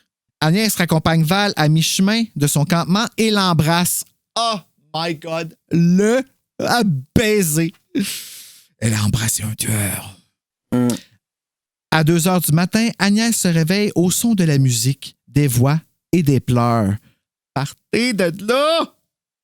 Elle essaie de réveiller Pauline et Chantal, mais se rend compte qu'elles ne sont pas au lit. Elle les trouve dans la cuisine en train de nettoyer après le dîner à 2h du matin. OK. Ça? C'est à 2h du matin qu'ils font le ménage? Genre. OK. Comme tu disais, le temps est oui, il y a des choses bizarres. Moi aussi, j'ai remarqué ça, que des fois, je suis comme sur le lit, tu fais, oh, OK. Ils ont trop pris de sucre, fait qu'ils sont pas capables de dormir. Il écrivait ça à la chaîne, là, ces livres-là, dans le temps. Là. Même que Barbara Steiner, dans le temps, pour La Vengeance du fantôme, la première édition qu'ils ont sorti, le frisson numéro 47, c'est écrit R.L. Stein au lieu de Barbara Steiner sur le côté. Mais c'est un lapsus, sûrement à cause de Stein. Ou Barbara Stein, c'est un pseudonyme de R.L. Stein. Faut pas que ça soit lui qui les ait toutes écrites. Non, je sais qu'il y a d'autres autrices, mais et autant. Ah, ben c'est encore Barbara Steiner aussi dans son copyright, fait que... Ouais. Mais j'ai une hypothèse sur Barbara Steiner, je te dirai à la fin du... Ah, ouais, hein? Ouais, OK, là, je vais arriver. À la fin du... Attends. Oh my God. Elle reste à Gatineau? Non, c'est pas... C'est Serge! Non. Wow! T'imagines-tu? M'en va chez eux! C'est ça. Serge, t'as que des frissons! Agnès leur dit que le fantôme est de retour, puis s'effondre sur une chaise en pleurant. Les filles décident d'aller réveiller les garçons pour qu'ils puissent enquêter tous ensemble, mais les garçons ne sont pas dans leur chambre. Cola, le chien, n'est pas là non plus. C'est comme annonciateur de plus tard, un petit peu, hein? Ouais, comment qu'ils appellent ça? Un foreshadowing. Les filles prennent leur lampe de poche et commencent à chercher un escalier menant à l'étage, pensant qu'il doit y en avoir un. On a déjà vécu cette scène-là dans le livre tantôt. Ils entrent dans une chambre au bout du couloir et trouvent un panneau dans le placard qui ressemble à une porte menant à un vide sanitaire. Il y a aussi une bouche de chauffage. Puis si c'est un vide sanitaire, crée-moi, tu veux pas rentrer là-dedans, mon ami. Oh là là! Imagine si ça avait été ça. Ouh. Si tu pensais que ta maison t'est hantée, là, crée-moi, ça va sentir la mort en esti. Pardon, je prenais une petite gorgée Horreur Québec. Les filles peuvent entendre la voix de l'enfant et la voix féminine à travers la grille. La voix de l'enfant appelle la voix féminine Caroline. C'est Joanne Blouin. Il neige à Ourville. Ah, t'es tellement... Oh. Il pleut à Ourville. Il la supplie de revenir à sa fête. Oh, la phrase est finie. Il la supplie de revenir à sa fête. C'est ça qu'il crie. Reviens à ma fête! Tu ne reviendras jamais. Caroline dit à l'enfant qu'elle ne peut pas. Puis là, ça, j'entends, c'est comme Psycho. Tu sais, là, il y a comme lui qui joue les deux personnages. Puis au secours. Agnès se tient debout sur une chaise et ouvre le panneau et les voix s'arrêtent immédiatement. Là, moi, j'ai décroché, elle se lève debout sur une chaise parce que j'ai imaginé Britney Spears dans le vidéoclip de Stronger. Puis là, ben, j'étais parti. Les filles abandonnent, pensant que le fantôme ne continuera pas à hanter puisqu'il les a entendus et retourne se coucher. Ben oui, hein, un fantôme, c'est dit. T'sais. C'est connu. Ben oui. Casper, c'est ça qu'il fait, en tout cas. Elle rencontre les garçons, Justin et Carl, qui ont amené Cola et ont ensuite marché sur la plage à la recherche du camp de Val. À 2h du matin, ils ne l'ont pas trouvé parce qu'il fait noir. Les filles leur racontent qu'elles ont de nouveau entendu le fantôme, puis les réprimandent pour les avoir laissés sans protection, ce à quoi Justin plaisante. Oh. 3 femelles sans défense. Mais c'est pas un douchebag, celle-là, mais tu sais, ouais.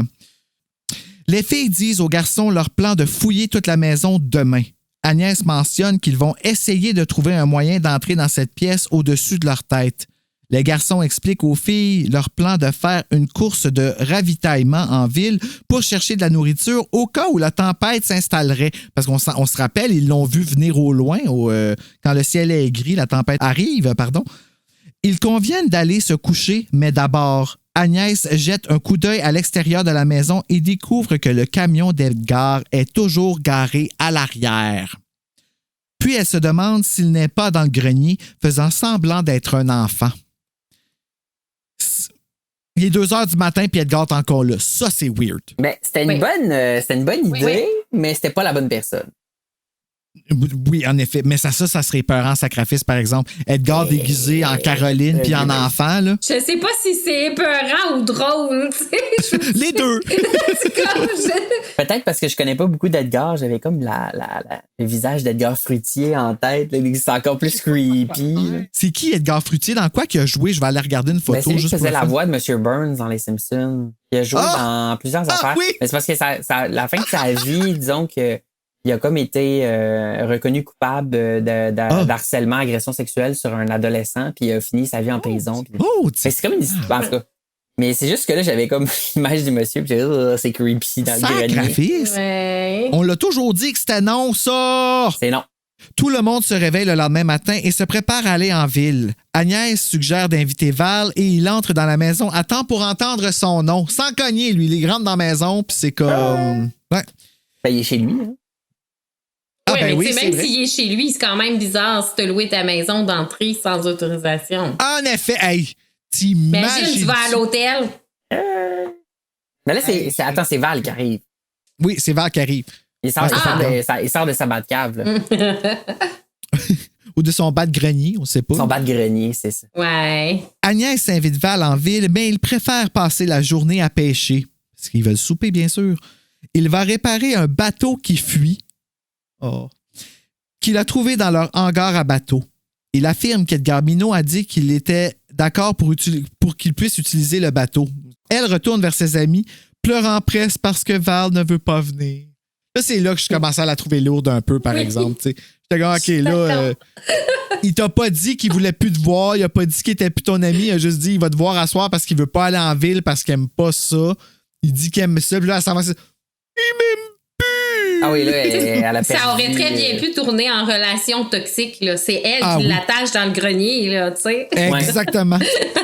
Mais bref, on comprend qu'elle est tombée vraiment très, très amoureuse de lui. Rapidement, là. Très rapidement, et qu'elle a perdu pas mal tout sens de la mesure puis de la raison. Exact. Totalement. Les jeunes passent la journée à faire du tourisme et des achats de souvenirs. J'espère qu'ils ont visité une boutique de livres usagés pour aller chercher des frissons pour les diamanter. Frissons diamantés disponibles sur la boutique de la maison sur le pod. Plug wink wink. Agnès achète une tasse à Val. Oh, ça sent aussi le genre d'affaire que j'aurais fait ça. Tu sais, là, quand tu veux trop, là, arrête Bruno, arrête. Puis, il s'arrête au dépanneur au travail Magella Adams. Oh, une revenante. Bonjour, Magella. Elle les interroge sur la maison, puis laisse échapper qu'Edgar est un ancien prisonnier.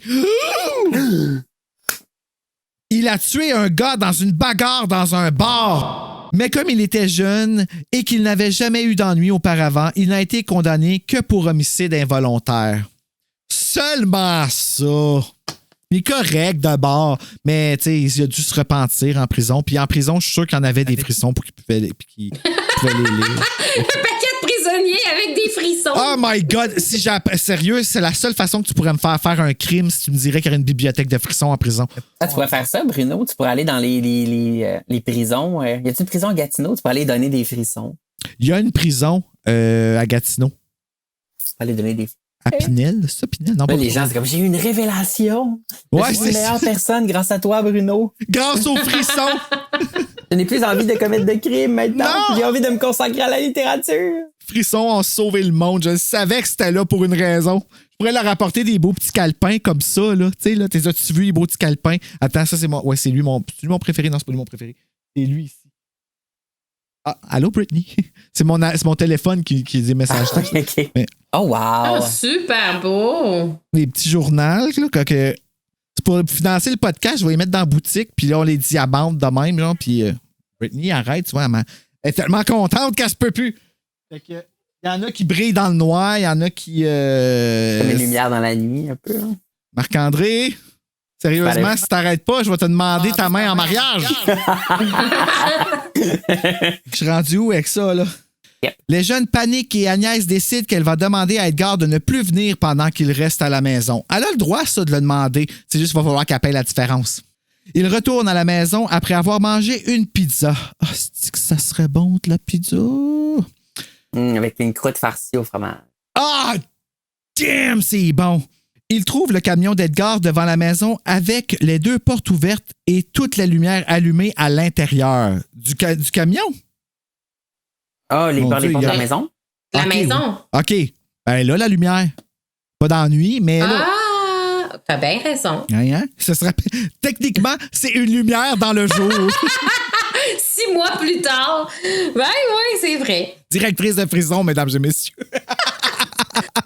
C'est parce que je n'étais pas directrice de prison quand je l'ai lu. Ah, c'est pour ça. Ben oui, c'est ça. Attends, on va refaire une édition. La porte d'entrée est grande ouverte aussi. Les jeunes décident de fouiller la maison pour trouver un moyen d'entrer dans la pièce à l'étage. Il y a de la musique qui joue quelque part et ils montent l'escalier caché dans la cuisine jusqu'à la section des domestiques. Toutes les lumières sont allumées là-haut aussi. Ils redescendent dans la cuisine et remarquent soudain qu'il y a aussi des marches qui descendent vers un sous-sol. Oh my God, on va-tu trouver Edgar? Ils trouvent Edgar Mineau dans la chambre des filles, évanoui avec une bosse sur la tête, mais vivant. Il leur dit qu'il est venu après avoir entendu de la musique et vu les lumières, puis qu'il a été frappé par derrière. Je me demande c'est qui, il reste juste une personne. Oui, puis moi, question, là. Oui. Comment ça se fait qu'Edgar s'est jamais aperçu qu'il se passait quelque chose de louche dans cette maison-là? La prison. Je pense qu'il a perdu des bouts. Il était égaré, le pauvre monsieur. Il se mettait des balados pendant qu'il faisait ses rideaux, fait qu'il entendait pas. Il écoutait Frisson sur le pod, il était en train d'apprendre. Là, t'es dans tout. Puis là, au moment que je suis arrivé pour y dire, il s'est fait frapper en arrière de la tête, puis... Probablement que Val, il a juste commencé à faire ça quand les jeunes se sont installés dans la maison. Ah, tu penses? Parce qu'on se rapprochait peut-être de la fête de l'anniversaire, puis il a vu cette gang-là, puis il a dit « Ah! » Oui! Moi, ça doit être ça. Ils l'ont déclenché. Ça ne tentait pas d'inviter Edgar à l'anniversaire de sa sœur. C'était comme plus intéressant. Il aurait pu faire des beaux cadeaux. Il a donné un beau bateau troué. Ben ouais. Des beaux cadeaux. La chambre des filles est aussi saccagée. Agnès commence à lui crier après à ce sujet, mais Edgar insinue que la culpabilité pourrait revenir à Val. Et il aurait raison de penser ça. Il aurait très raison. Edgar panique, affirmant que l'endroit est vraiment hanté. Il dit aux jeunes qu'ils devraient partir et qu'il leur rembourserait leur argent. Hey, ça, c'est gentil, là, pour vrai. Imagine-toi, ils ont déjà logé là 3 jours. T'sais. Ben, on pense 3 jours. Il affirme qu'il ne sait pas comment entrer dans cette pièce mystérieuse. Les jeunes décident de résoudre ce mystère ce soir et se dirigent vers la pièce avec le panneau du grenier dans le placard. Justin regarde autour de lui dans le vide sanitaire, mais ne trouve rien. Et Agnès trouve un point qui sonne creux sur le mur du fond du placard. C'est vrai, les murs qui sonnent creux, là, on les trouve quand même facilement après 3 jours. OK, j'ai entendu des... C'est moi qui ai cogné. D'accord. Ils enlèvent le plapier-pied. Oh! Okay. Le plapier-pied. Ils enlèvent le papier peint et trouvent une porte qui s'ouvre sur une petite cage d'escalier, puis une autre porte en haut. Derrière cette porte se trouve une grande salle de bal décorée pour une fête. Cola gémit à un endroit dans la pièce, mais bien sûr, personne n'y pense. Puis ça, là... Écouter ton chien, c'est une leçon de vie, mesdames et messieurs. Même ton chat. Les instincts de vos animaux qui vous connaissent, les amis, il faut toujours les écouter. Les enfants, ils remarquent des affaires. Oui, ça, je suis d'accord, mais là, ça, j'ai pas d'enfant. T'as moins l'expérience. Ouais. Qu'est-ce que Barbara a découvert, Marc-André? Un portail dans une autre dimension. Tu n'es pas Marc-André! Non, mais je me dis, ça me dit quelque chose, là. Me prendre au sérieux. Et ben, c'est ça. Peut-être que j'ai trop lu Chair de poule, de Frisson, trop écouté de films, là, où les enfants voient des affaires, puis les parents les croient pas. Puis... On n'a jamais lu trop de Frissons ou de Chair de poule. Qui, by the way, les Frissons sont revenus au Costco? Just oui, saying. C'est cool, hein? Oh my God! J'étais allé, tu sais, petite parenthèse, j'étais allé hier avec ma soeur au Costco. Moi, j'ai pas de carte. Faut que j'appelle ma soeur. Puis t'es allé au Costco, il paraît qu'ils ont des frissons, puis je savais pas s'il y en aurait à Gatineau. Tu sais, j'ai vu sur le groupe des gens qui avaient spoté des frissons puis tout ça, mais tu sais, juste pour le feeling. Puis là, en plus, le logo, l'ancien, il est comme un peu revenu, tu sais, avec la couverture qui, comme...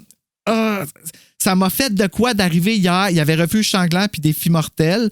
J'avais comme un feeling de quand j'étais jeune, puis que ma marraine, qui est juste ici d'ailleurs, ma marraine, dans ma carte de fête, elle me mettait tout le temps des pièces d'or dedans qui me donnaient des sous pour que j'aille au Costco acheter des frissons le lendemain de Noël, tu sais, qui est vendu en paquet de 2. Là. Oui. Fait que de retourner puis de passer à la caisse, mais là, d'être un adulte puis avoir les sous pour l'acheter. Tu sais, tout ça qui est passé, je suis revenu chez lui puis je filais comme... J'avais un feeling, là, tu sais. Puis là, à soir, on enregistre comme... Il y a quelque chose là, qui se passe. Je trouve ça beau. Je trouve ça... Je vais poursuivre avant de me mettre à pleurer parce que c'est le genre d'affaire qui va me craquer. Les souvenirs des chars de poule, justement, là. C'est ça, justement, le comeback du Dr Pitbull qu'on avait fait. Je me rappelle, mes parents me l'avaient acheté chez Costco, puis c'était un paquet de 2 avec le mutant masqué. Puis il était beau, les chars de poule emballés avec le. Tu sais, ça coûtait juste 1 pièce de plus que 1 dans le temps, tu sais, comme. Ouais. C'était tellement magique. Puis t'en avais plein, t'arrivais chez vous, des ballettes, t'avais des frissons partout, là. Et puis on en a encore à la bibliothèque. Moi, c'est ça, je travaille pour le réseau des bibliothèques de Québec. Puis on a encore pas mal de chars de poule. Les frissons, un peu moins. On a les nouveaux frissons, par ailleurs. J'ai mis encore dans mes suggestions. On a des espaces coup de cœur. Je mets les vieux chars de poule parce que je veux pas qu'ils les élaguent. Là, je me dis, si les gens continuent à les emprunter, Ben, ils vont avoir des statistiques. Eux, ils regardent les statistiques, ils vont voir qu'ils ont des prix. Fait qu'ils vont. Tu fais vraiment bien. Moi, je les emprunterais juste pour le. C'est le genre d'affaire que je peux faire ça. J'emprunte toutes les chars de poules, je les ramène, je les réemprunte. Ah, mais c'est parce que ceux qui sont faits par Héritage Jeunesse sont adaptés pour le Québec, les chars de poules. Fait qu'à chaque fois que j'en parle à mon monde, moi, c'est toujours pas que je veux pas encourager Scholastic Canada, ça n'a aucun lien. Je les achète pareil, là. Puis je les aime, mais il y a quelque chose de spécial quand tu lis La Plage hantée puis que ça se passe en Gaspésie puis que leur nom de famille, c'est Bro puis que, tu sais, c'est chez vous, là. Tu peux t'identifier à Mathieu puis Mélanie, tu sais. Ouais. Puis à un pointage, je me rappelle de leur nom, tu sais.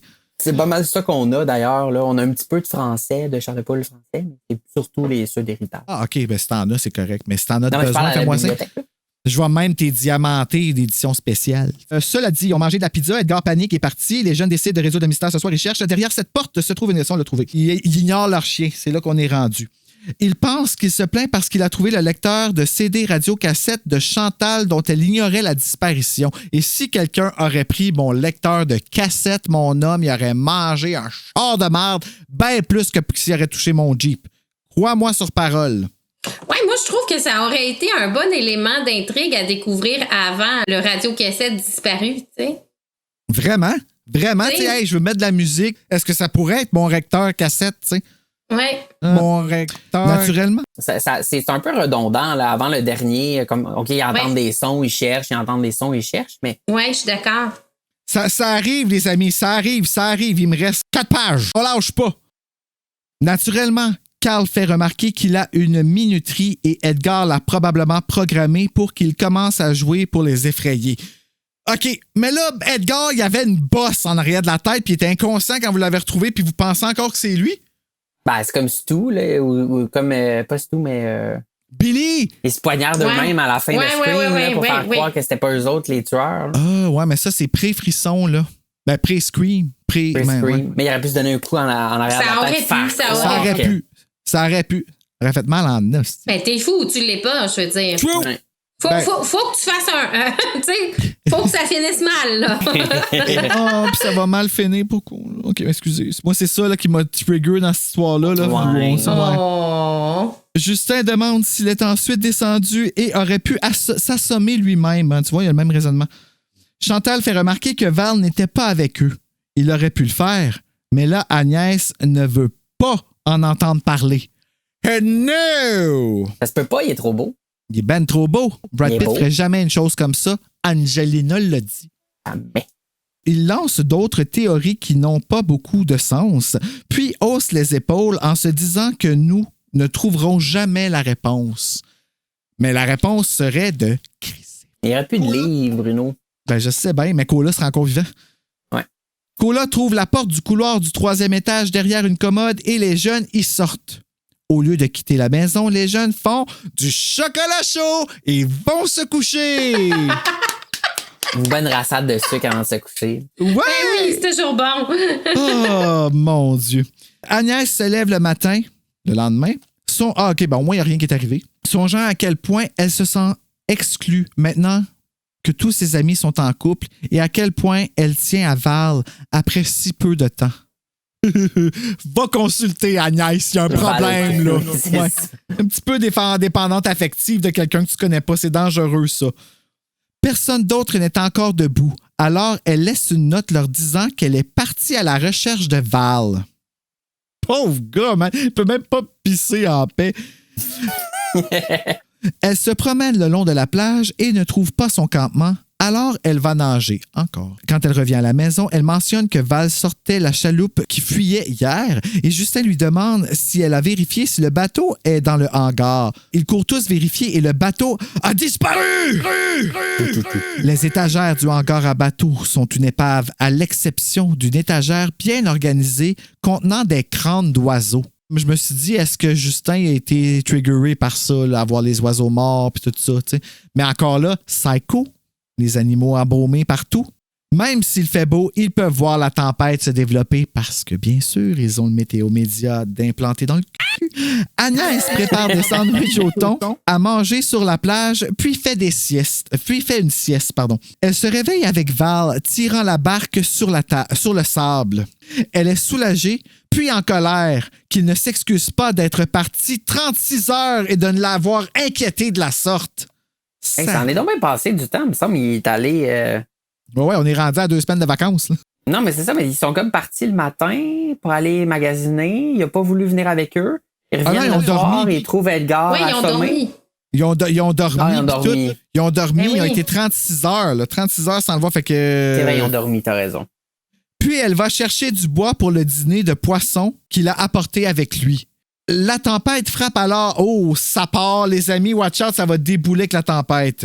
La tempête frappe alors qu'ils mangent dehors, les obligeant à prendre leurs assiettes et à se diriger vers la cuisine pour terminer le dîner. Sauf pour Cola qui se cache déjà sous un lit quelque part.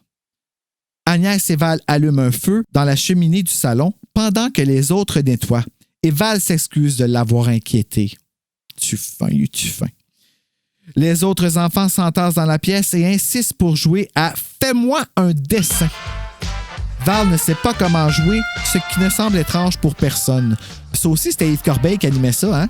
Il sait pas c'est qui Batman.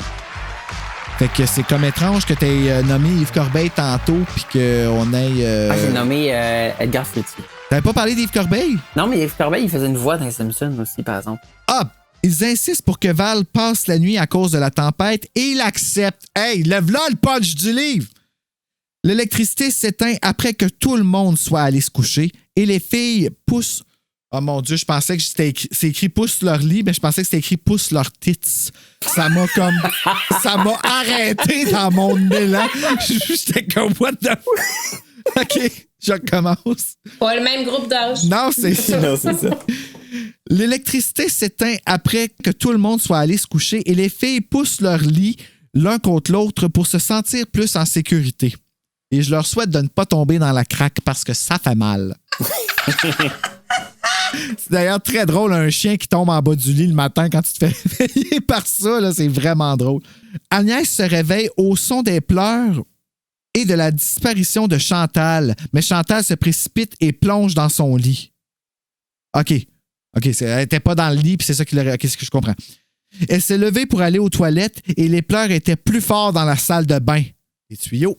Ils sont allongés, blottis dans leur lit, écoutant les voix des fantômes se disputer sans pouvoir comprendre les mots. Pauline fait remarquer qu'ils ont maintenant 2 fantômes. Alors, ça doit ressembler à quelque chose comme ceci. Probablement. Fait des bons livres, hein? La version audio. Chantal en a assez de cette merde et décide, mon Dieu, elle s'est choquée, il y a de la merde, là, et décide qu'elles vont rentrer à Ourville demain. Et les autres filles sont d'accord. Je suis entièrement d'accord, vous auriez dû même partir 3 jours avant. Agnès dit qu'ils ramèneront Val aussi. Bon, la voilà qui prend des décisions pour son mari maintenant.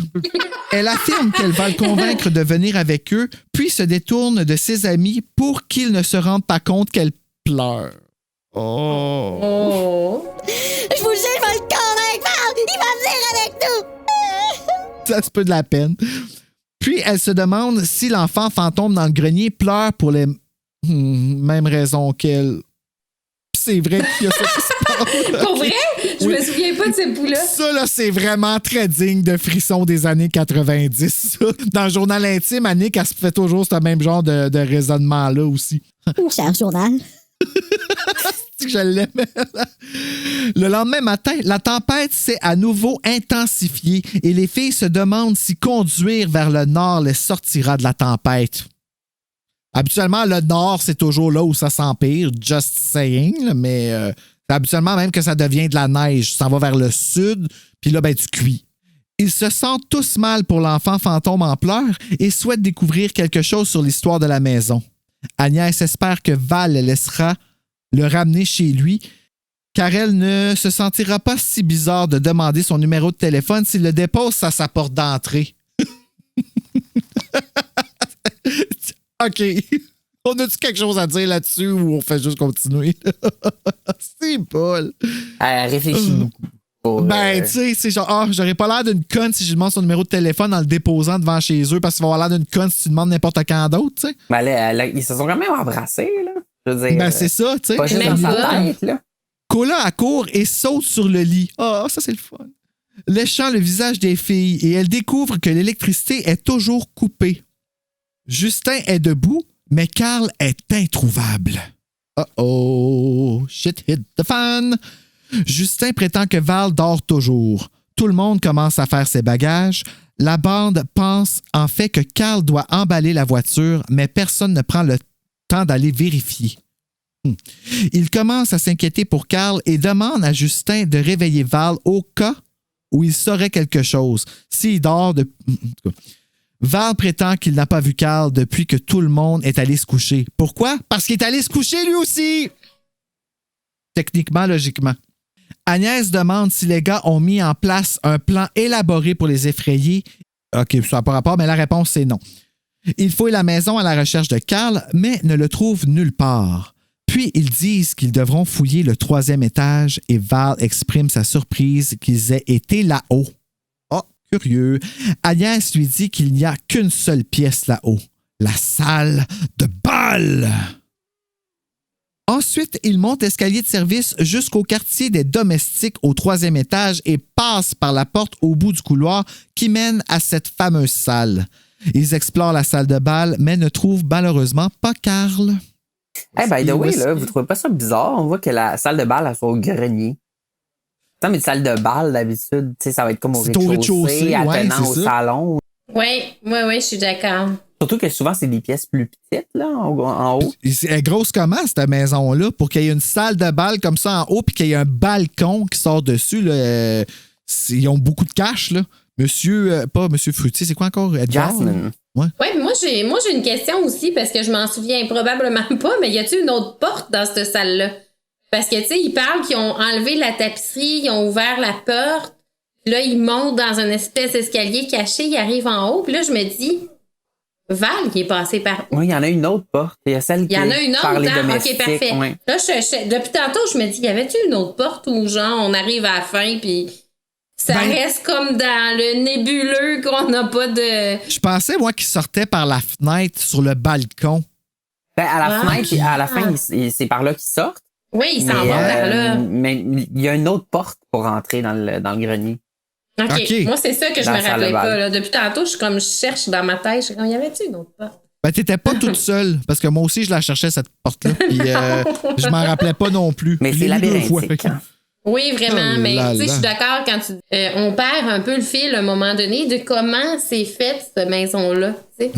Oui, c'est ça. Puis c'est plus vraiment comme tu peux plus vraiment l'imaginer. Là, finalement, elle tourne le coin et elle rencontre David Bowie. Non, c'est pas vrai. Ouais, c'est ça. Ground control to Major Val. Chantal refuse de partir sans Carl, avec raison. Moi non plus, je partirais pas sans Carl. Val arrive derrière Agnès alors qu'elle regarde la tempête et mentionne qu'il aime la pluie. Il est romantique. Elle lui demande s'il doit être de retour à l'école lundi et il répond « Je suppose. » Red flag, red flag. Il est drôle, il est bizarre. Il est beau, mais il est bizarre. Puis elle se rend compte qu'ils n'ont pas vérifié le hangar à bateau pour Carl. Val se porte volontaire pour aller vérifier afin qu'Agnès n'ait pas à se mouiller. Oh, es-tu fin? Naturellement, il ne trouve rien. Il revient dans la maison complètement trempé et embrasse Agnès. Deuxième bec, pas de numéro de téléphone. Chantal décide d'aller en ville pour aller chercher la police et Justin se porte volontaire pour l'accompagner. Agnès se rend soudainement compte que le pauvre Cola a besoin de sortir. Ben oui, il faut qu'il fasse pipi, le pauvre. Quand elle revient, Justin et Chantal sont dans la cuisine. Ils se sont éloignés un peu dans l'allée, puis la Jeep s'est arrêtée comme si elle n'avait plus d'essence, même s'ils avaient fait le plein. On a tous les classiques, là. Il y a une tempête, il n'y a plus d'électricité, il n'y a plus de gaz dans le truck. Ils ont-ils envoyé le chien dehors, là? Comme je me rappelle pas s'ils l'ont déjà envoyé. Ben, quand ils l'envoient, juste le fait qu'ils l'envoient de même pas de laisse, comme ça, dans le bois inconnu, là, j'ai trouvé ça complètement sauté. Je peux pas croire. Je leur en ai vraiment voulu, d'ailleurs, à la fin du livre. Ils pensent qu'Edgar Minot a dû vider le réservoir d'essence pour les y piéger. Agnès se rend compte que Cola n'est pas encore revenu non plus. Ils passent le temps durant l'après-midi. Val passe la plupart du temps sur le porche à regarder la tempête jusqu'à ce qu'il disparaisse et que personne ne sache où il est allé. Fait que là, on a Val qui a disparu, on a Carl qui a disparu. Justin décide de déplacer un matelas dans la chambre des filles pour garder un œil sur elles pendant la nuit. Et pour être entièrement honnête, je pense que j'aurais fait la même chose, mais c'était pour que les filles gardent un œil sur moi pendant la nuit. Voilà! Et oui, t'explique. Busted! Quand Agnès se réveille le lendemain, il fait beau! Les autres filles sont dans leur lit, mais maintenant, Justin a également disparu. Val est également toujours parti. Agnès commence à pleurer hystériquement. Et la voici qui me possède. Faut que, genre, Val disparaisse. Tu sais, elle a perdu, genre, il y a déjà deux de son frère, un de ses amis qui est disparu. Son mari. Il faut que Val disparaisse. Ben oui. Je suis stressé, là. Ils décident de regarder autour d'eux et cette fois-ci, de vérifier eux-mêmes le hangar à bateau au lieu de se fier à la parole de Val sur ce qu'il y avait à l'intérieur du hangar. Ils trouvent un endroit dans la poussière sur le sol où l'on dirait que quelqu'un avait été ligoté et se tortillait.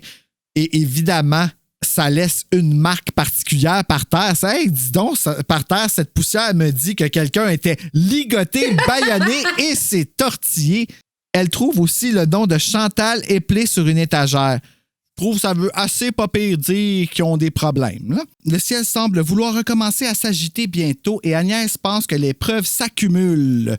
Il faut juste le penser, je le confirme que ça arrive. Ils ont affaire à un criminel ou à quelqu'un qui a l'esprit tordu. C'est quoi qui te l'a dit? Que c'était un frisson, tu sais? Elle lève les yeux et voit ce qu'elle pense être des vautours qui tournent autour du marais et suggère qu'ils aillent y jeter un coup d'œil. Elle se dirige vers le marais. Oh! Et elle trouve Cola qui a la gorge tranchée. Mauditement, j'ai ça quand ils font ça. Quand ils tuent des animaux dans des... Mais bon. C'est comme ta limite. On tue pas des animaux. Non, on dirait que ça a fait comme un peu. Ben, tu sais, ça arrive souvent, dans le temps, les auteurs de frissons, comme de ce temps-là, les Barbara Steiner et les R.L. Stein, trouvaient ça que c'était moins pire, on dirait, de tuer un animal dans un frisson. Oui. Puis aujourd'hui, tu sais que c'est comme un gros trigger, genre, c'est comme tuer une partie de moi, tu sais. Fait que là, ben, adieu, Cola. Ouais, parce qu'ils font pas mourir vraiment, ben, dans je sais pas si c'est un divulgachage, mais dans ton roman, oui, là, mais pas dans les frissons de ces époques-là. Il y a pas vraiment. Ben, il y a les méchants, des fois, qui meurent, mais c'est comme pas vraiment la faute des enfants. Il y a pas de meurtre à proprement parler, mais ça. Chair de poule, non. Frisson, oui, quand même pas si pire. Je me rappelle le Chalet maudit, page 32, la fille qui se fait poignarder dans l'eau pour se faire manger des requins. Là. Oh, c'était quelque chose je m'en rappelais quand j'étais jeune. Là. Page 32, Chalet maudit. Non. Page 32, frisson numéro 32, c'est même qu'on s'en rappelait. OK. Agnès pense que les fantômes ne tranchent pas les gorges des chiens. Elle a raison, parce qu'elle a regardé Casper et elle a vu que Devin Sawa n'avait pas tranché la gorge de son chien. Puis elle se demande s'il y a un lien entre les pleurs, la soi-disant hantise et la mort de Cola, mais elle n'en voit pas. Puis elle se demande si elle va retrouver Carl, Justin et Val, la gorge tranchée aussi. Pendant qu'elle récupère une pelle, quelqu'un l'enferme dans le hangar à bateau. Sauf qu'il n'y a pas de serrure sur la porte, donc quelqu'un doit tenir la porte fermée.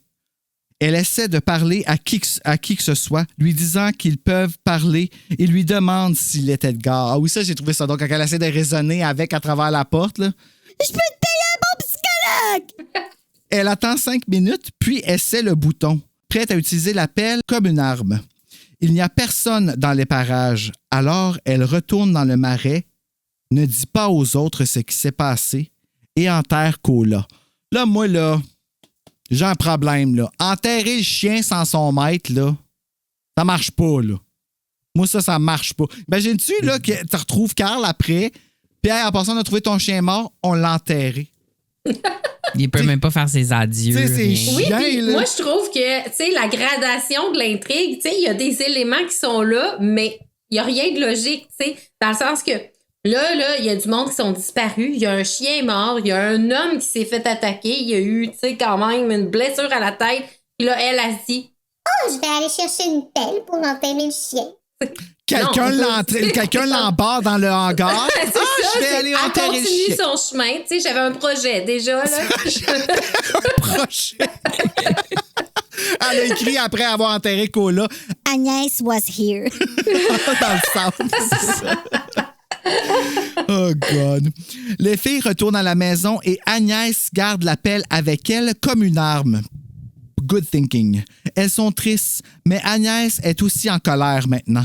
Chantal se demande si les garçons sont encore en vie et Pauline ne supporte pas de penser le contraire. Agnès dit soudain qu'elle pense que les garçons sont toujours dans la maison quelque part, parce que cela lui semble être la seule idée logique. Mais nous, on s'est rendu compte qu'il n'y avait aucune logique dans ce livre-là, fait qu'ils peuvent être n'importe où. C'est des gens enterrés avec le chien. T'sais. Ben, c'est le moment où elle prend le lead vraiment. Là. Ouais, là, elle s'appelle, puis là, c'est elle qui va prendre le contrôle de la situation jusqu'à la fin, garder son sang-froid puis sauver ses amis. Ben, c'est parce qu'elle était cœurée. Ouais, elle était cœurée. Ben à bout. C'est ça que ça fait être seule. Au lieu de fouiller immédiatement la maison à nouveau, les filles boivent du thé. Le temps d'abord. Il n'y a plus de chocolat chaud. Oui, c'est ça. Ils n'ont pas eu le temps d'aller en ville faire des réserves, hein, je pense. Ben non, plus de gaz. Non, c'est ça. Ils regardent la deuxième partie de la tempête arriver. Les filles se serrent les coudes lorsque Chantal monte à l'étage pour mettre plus de vêtements. Comment t'as dit ça? C'est ça, les tits. T'avais dit ça. C'est tellement... Il serre les lits. Ouais, mais ça, j'avais lu. Besoin de lunettes, hein? Je suis désolé. Il se serre les coudes. Et lorsque Chantal monte à l'étage pour mettre plus de vêtements, parce qu'il commence à faire froid et elle trouve des invitations pour une fête sur leurs oreillers. Hey, ça fait freaker, par exemple, parce que là, tu peux... Ben, quoi que le chien est mort, je trouve que ça dit pas mal qu'il y a un meurtrier pas loin, là, mais bon. Elles sont invitées à la fête du 18e anniversaire de Caroline Jasmin qui se tiendra dans la salle de bal du 3e étage. Tenue formelle, facultative, RSVP. Who the fuck is Caroline Jasmin? On en déduit, là, vu que c'est la maison Jasmin, mais tu sais, les filles se glissent dans l'escalier de service incertaines, mais Agnès insiste que les garçons sont là-haut. Lorsque les filles arrivent dans la salle de bal, Agnès sent l'humidité et le poisson. Il y a des bougies installées tout autour du périmètre et des algues ont été ajoutées aux banderoles de fête fanées avec lesquelles la pièce était encore décorée. Ça, c'est vraiment creepy, là. Ouais. Rentrer puis voir des... Tu sais, le dos, il est tellement pas là qu'il trouvait que des algues, c'était approprié pour décorer la pièce de sa sœur morte noyée. Oui, parce qu'elle est comme dans l'eau. Hey, d'ailleurs, moi, ça me faisait penser. Avez-vous déjà vu le slasher movie Happy Birthday to Me? Sans trop voler de punch, il y a comme une fête à la fin avec des... En tout cas. Ah, ouais, hein? Ça me faisait penser à ça un petit peu. I buy it, je pense que je vais l'enregistrer pour pouvoir le regarder. Il paraît que c'est ça pas vaut la peine. Ah oui? Oui, c'est le fun. C'est un bon petit slasher américain, bien réalisé. Je pense que c'est tourné au Canada, en plus. Ah, plus? On aime ça des slashers, on aime ça des slashers. Il y a aussi des coquillages disposés autour de la base de chaque bougie, ressemblant étrangement aux coquillages qui se trouvaient autrefois dans le hangar à bateau. De la musique mélancolique est jouée à partir d'une radio boom, plus petite que celle de Chantal. Et cette musique, c'était... C'est l'oiseau qui est envolé. Au fond de la pièce, les filles aperçoivent Carl et Justin assis sur des chaises, regardant par la fenêtre avec leurs bras autour d'une fille assise sur une chaise entre eux. Ça, c'est creepy! Ça, c'est dégueulasse autour d'un cadavre en plus. Ouais. Agnès pense immédiatement que toute cette affaire a été une farce et s'exclame « J'en étais sûre! » Méchante farce, c'est-tu le chien? Ben, c'est ça. Ben, leur chien est mort. Oh! Les filles expriment tout leur soulagement et leur colère d'avoir été victimes d'une farce. Elles sont horrifiées quand elles se rendent compte que les garçons sont inconscients et que la fille au milieu n'est pas Val en perruque. Quelle idée! Oui, moi aussi, je trouve l'idée est un peu absurde, tu sais. Mais eux autres étaient sûrs que c'était ça, tu sais. Mais une vraie fille morte!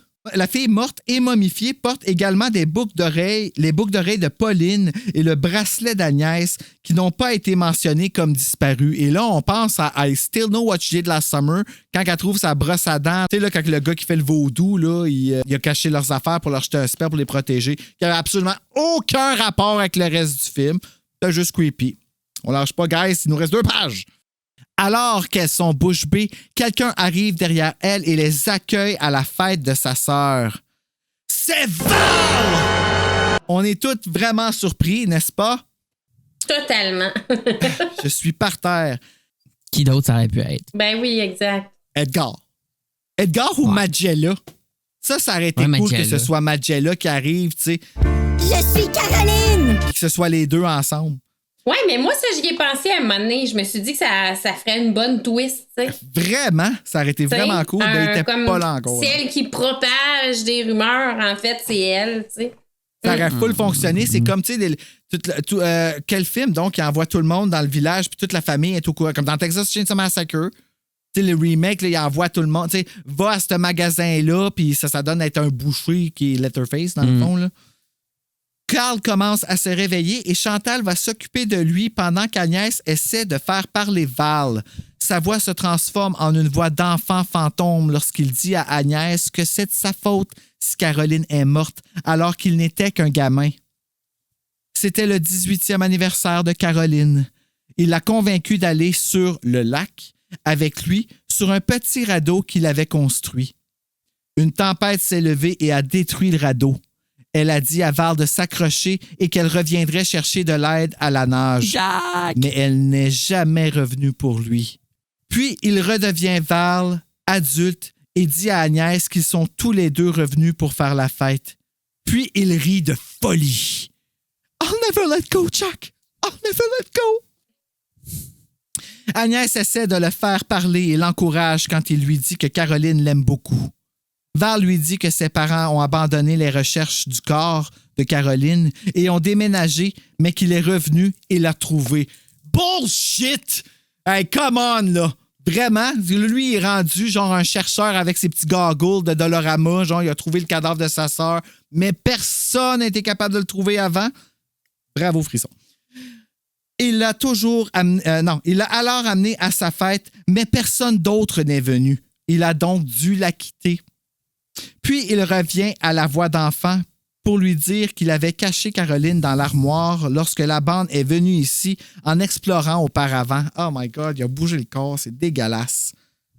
Ça doit tellement sentir mauvais en plus, là. En parlant de Cola, il admet l'avoir tué parce que Cola allait trouver Carl et gâcher la fête. Val aimait le chien, mais il n'était pas encore prêt à recevoir des invités. Ça, c'est sick, man. Val a apparemment fini de parler car il part et enferme tout le monde dans la salle de bal, puis commence à verser de l'essence sous la porte. Puis il met le feu au gaz. Panique! Les filles vérifient la porte de l'escalier qui mène au placard au 2e étage, mais elle ne s'ouvre pas. Donc les 2 portes sont fermées finalement. 2 portes qui servent à rien. Justin commence enfin à se réveiller et leur demande s'ils savent que la pièce est en feu. No shit. Fallait bien un peu ouais. Il brise la lucarne et aperçoit une lumière en bas. Ah, la lumière dans la nuit! Il commence à crier, puis Agnès prévient qu'il s'agit peut-être de Val. C'est vrai. Agnès a l'idée qu'il devrait casser les 3 grandes fenêtres, puis utiliser la corde avec laquelle les garçons ont été attachés pour se glisser du balcon de la salle de bal au balcon du 2e étage. OK, il y a plein de balcons dans cette maison. Ouais, on ajoute des affaires le non-stop. Là. Tout ça en choquant de la fumée. Puis Mais c'était smart de briser quand même les 3 fenêtres pour laisser ça partir. Ouais. Là. Oui. Les chaises ne cessent de se briser lorsqu'ils la jettent à travers les fenêtres. Bon, ça va bien. Ils doivent donc jeter le squelette de Caroline de sa chaise afin de briser les 3 fenêtres. Ah, OK. Ils grimpent par une fenêtre quand ils ont fini de tous les casser. Le balcon n'est pas assez grand pour les 5 jeunes et les garçons sont encore trop gelés pour descendre d'une corde. Edgar Minot et Majella Adams, qu'est-ce qu'elle fait là, elle, tout d'un coup, sont dans l'allée pour une raison quelconque et Edgar a une échelle de l'autre côté de la maison. Elle n'est pas tout à fait assez haute pour atteindre le 3e étage, mais en s'accrochant à la corde, en s'abaissant, puis en s'accrochant au garçon endormi, tout le monde descend en toute sécurité. Et là, pour dire la vérité, là, j'ai pas trop compris comment ça s'est passé. Si genre, ils se sont pendus jusqu'à la fin de la corde en espérant tomber sur la patte de l'échelle. À peu près ça. C'était... Il y en a un qui a fait un break qui s'est arrêté. Je sais pas si c'est Pauline. Il y a quelqu'un qui s'est arrêté à un moment donné sur le balcon. Puis ils ont bien managé ça. C'est arrangé avec le gars des vues. Avec les gars des frissons. Agnès demande à Majella et Edgar s'ils ont vu Val. Et Majella lui dit qu'il a couru vers la plage, rejoindre René et Nathalie pour chanter « Sur la plage, quand on y pense ». Ils n'ont aucune idée que Val a essayé de tuer les jeunes. Agnès court vers la plage et Edgar boitille derrière elle, lui disant que Val est Val Jasmin. Je ne pouvais pas leur dire avant, tu sais. Ce garçon qui s'est échappé d'un asile psychiatrique, ça arrive toujours. Oui, c'est le cliché des frissons des années 90. Il s'est évadé d'un hôpital psychiatrique à Ourville. Apparemment, Edgar connaît toute l'histoire de Caroline qui s'est noyée et de Val qui s'est échappé de l'hôpital. Mais il poursuit en disant qu'il ne savait pas pour Val la nuit où il s'est cogné la tête. C'est pour ça qu'il est accouru là, sûrement, là, la gloire des choses, la part des choses. Il mentionne qu'il pense que Val dormait sur ce matelas au sous-sol, ce qui est apparemment une énorme révélation pour Agnès. Il ne lui est littéralement jamais venu à l'esprit qu'il vivait dans la maison. Ben non, il entend plein de voix, puis tout, depuis le début. Puis ils aperçoivent Val sur l'eau, dans la barque qui prend l'eau, en train de ramer vers le large. Edgar dit qu'il appellera la garde côtière et leur fera part des incidents. Puis ils retrouveront Magella et les autres filles. Magella dit à Agnès à quel point Val était un garçon doux, mais qu'il a commencé à agir étrangement après la mort de sa sœur et comment sa famille a dû l'abandonner et le mettre dans cet hôpital. La maison brûle jusqu'au sol et les jeunes montent dans la Jeep. Ils partent après avoir plaisanté sur le fait qu'ils en ont assez du spring break. Agnès regarde la maison et murmure « Un joyeux anniversaire à Caroline ». Et c'est la fin. Oh my God! Hey, on a fini ce livre-là, mais nous, à Frisson sur le pod, on est plugués. Et on a mis la main sur la scène du film qui est jamais sorti. Est-ce qu'on va regarder ça maintenant, les amis? Certain. C'est parti! Agnès court pour rattraper Val. Val, attends! Crie-t-elle. L'ayant rejoint, elle lui dit. Écoute, je ne veux pas t'embarrasser, mais si tu ne viens pas parce que tu n'as pas beaucoup d'argent, on t'offre le dîner. Et tu nous rembourseras avec du poisson.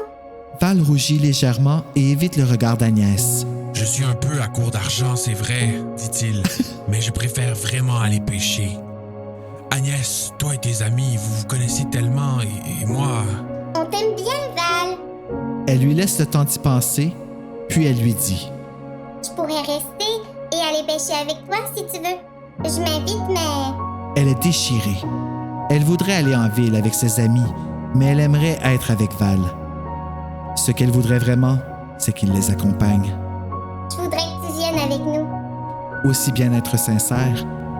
Merci Agnès, mais j'ai besoin d'être seul aujourd'hui. Je vais rester ici. Je reviendrai demain à la même heure et tu pourras venir pêcher avec moi. Si ça ne te fait rien de naviguer dans un bateau qui fait haut, il y en a un dans le hangar. Je crois qu'il flottera avec un peu d'encouragement. Tu vas pêcher dans un bateau qui fait haut? Voilà un autre sujet d'inquiétude pour Agnès. Il n'est pas si percé que ça. Et je réussirai peut-être à le réparer, tout dépend de ce que je trouverai sur les étagères du hangar. Tu as demandé à M. Minot si tu peux prendre le bateau? Bien sûr, il s'en fiche. Edgar Minot s'en fiche probablement. De toute façon, il n'est pas là ce matin. Agnès a vérifié. Elle étreint Val de nouveau et, cette fois, il répond à son étreinte. Sois prudent, lui dit-elle. Je le serai, réplique-t-il en lui dédiant ce lent sourire qui l'a fait tressaillir de plaisir. Mange ma part de pizza, sans choix, hein? Il se détourne et s'éloigne en courant.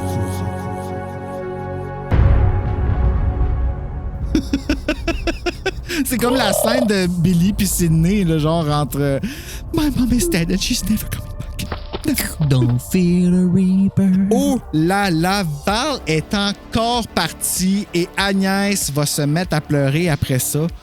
Et la note Goodread de ce frisson-là, qui a été donnée dans le fond pour Spring Break, 3.37 sur 5, basé sur 295 votes.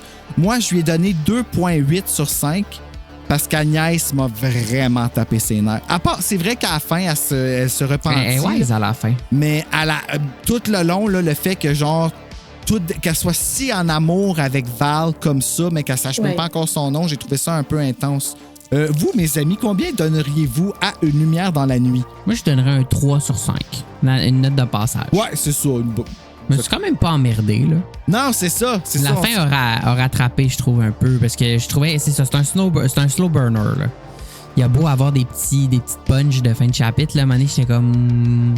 Ouais, c'est qu'il se passe bien des affaires, mais c'est toujours les mêmes affaires. Tu sais, comme aller chercher. Je suis d'accord. Il y a comme une redondance dans les événements. Ça, au début, ça vient créer une lenteur. On fait, voyons, ça va-tu avancer?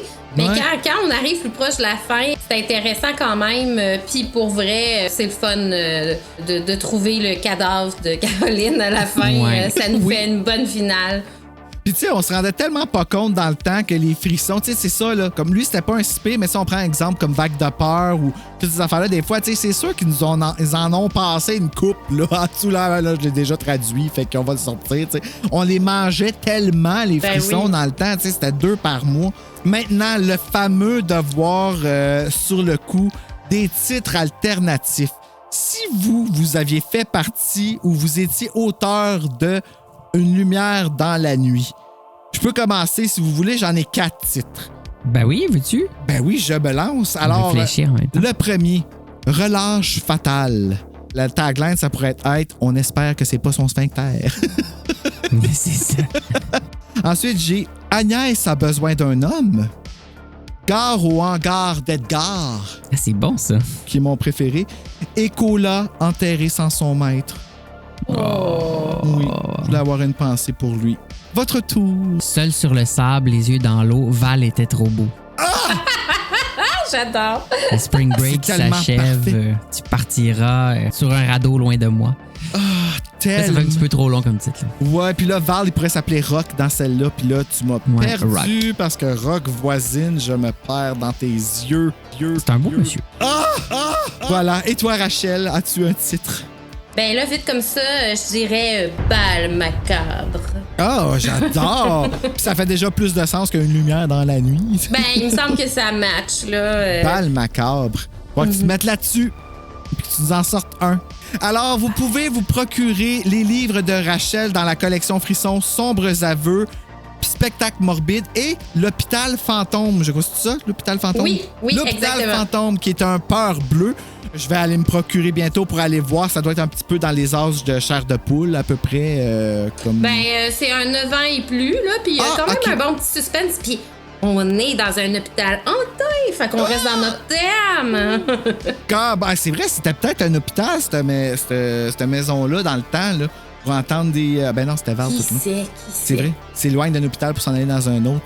Et Marc-André, ben on peut aller réécouter les cobayes du Dr Pitbull, la chronique qu'on a fait, Sombres aveux, et toi qui vas revenir pour La fillette qui criait au monstre l'année prochaine. Oui. Le premier char de poule que j'ai lu quand j'avais 7 ans. Tellement bon. Puis là, on va faire un watch party aussi avec cela. D'ailleurs, on pourrait aussi en faire un pour My Hairiest Adventure qu'on a fait ensemble. Ça serait un beau retour. Et je vous remercie d'être venu passer la soirée avec moi puis de parler de frissons. C'est fait, les amis. Je vous dis merci.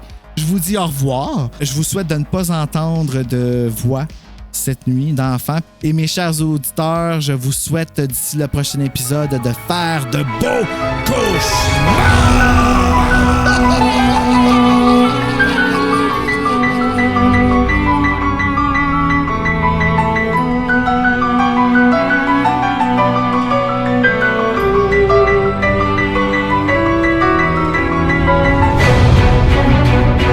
Agnès court pour rattraper Val. Val, attends!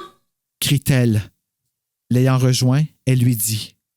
Écoute, je ne veux pas t'embrasser, mais si tu ne viens pas parce que tu n'as pas beaucoup d'argent, on t'offre le dîner. Et tu nous rembourseras avec du poisson. On va le recommencer, c'est embarrassé, qu'a dit. Moi aussi, j'ai lu ça tantôt. J'ai lu embrasser! Je ne veux pas te frencher.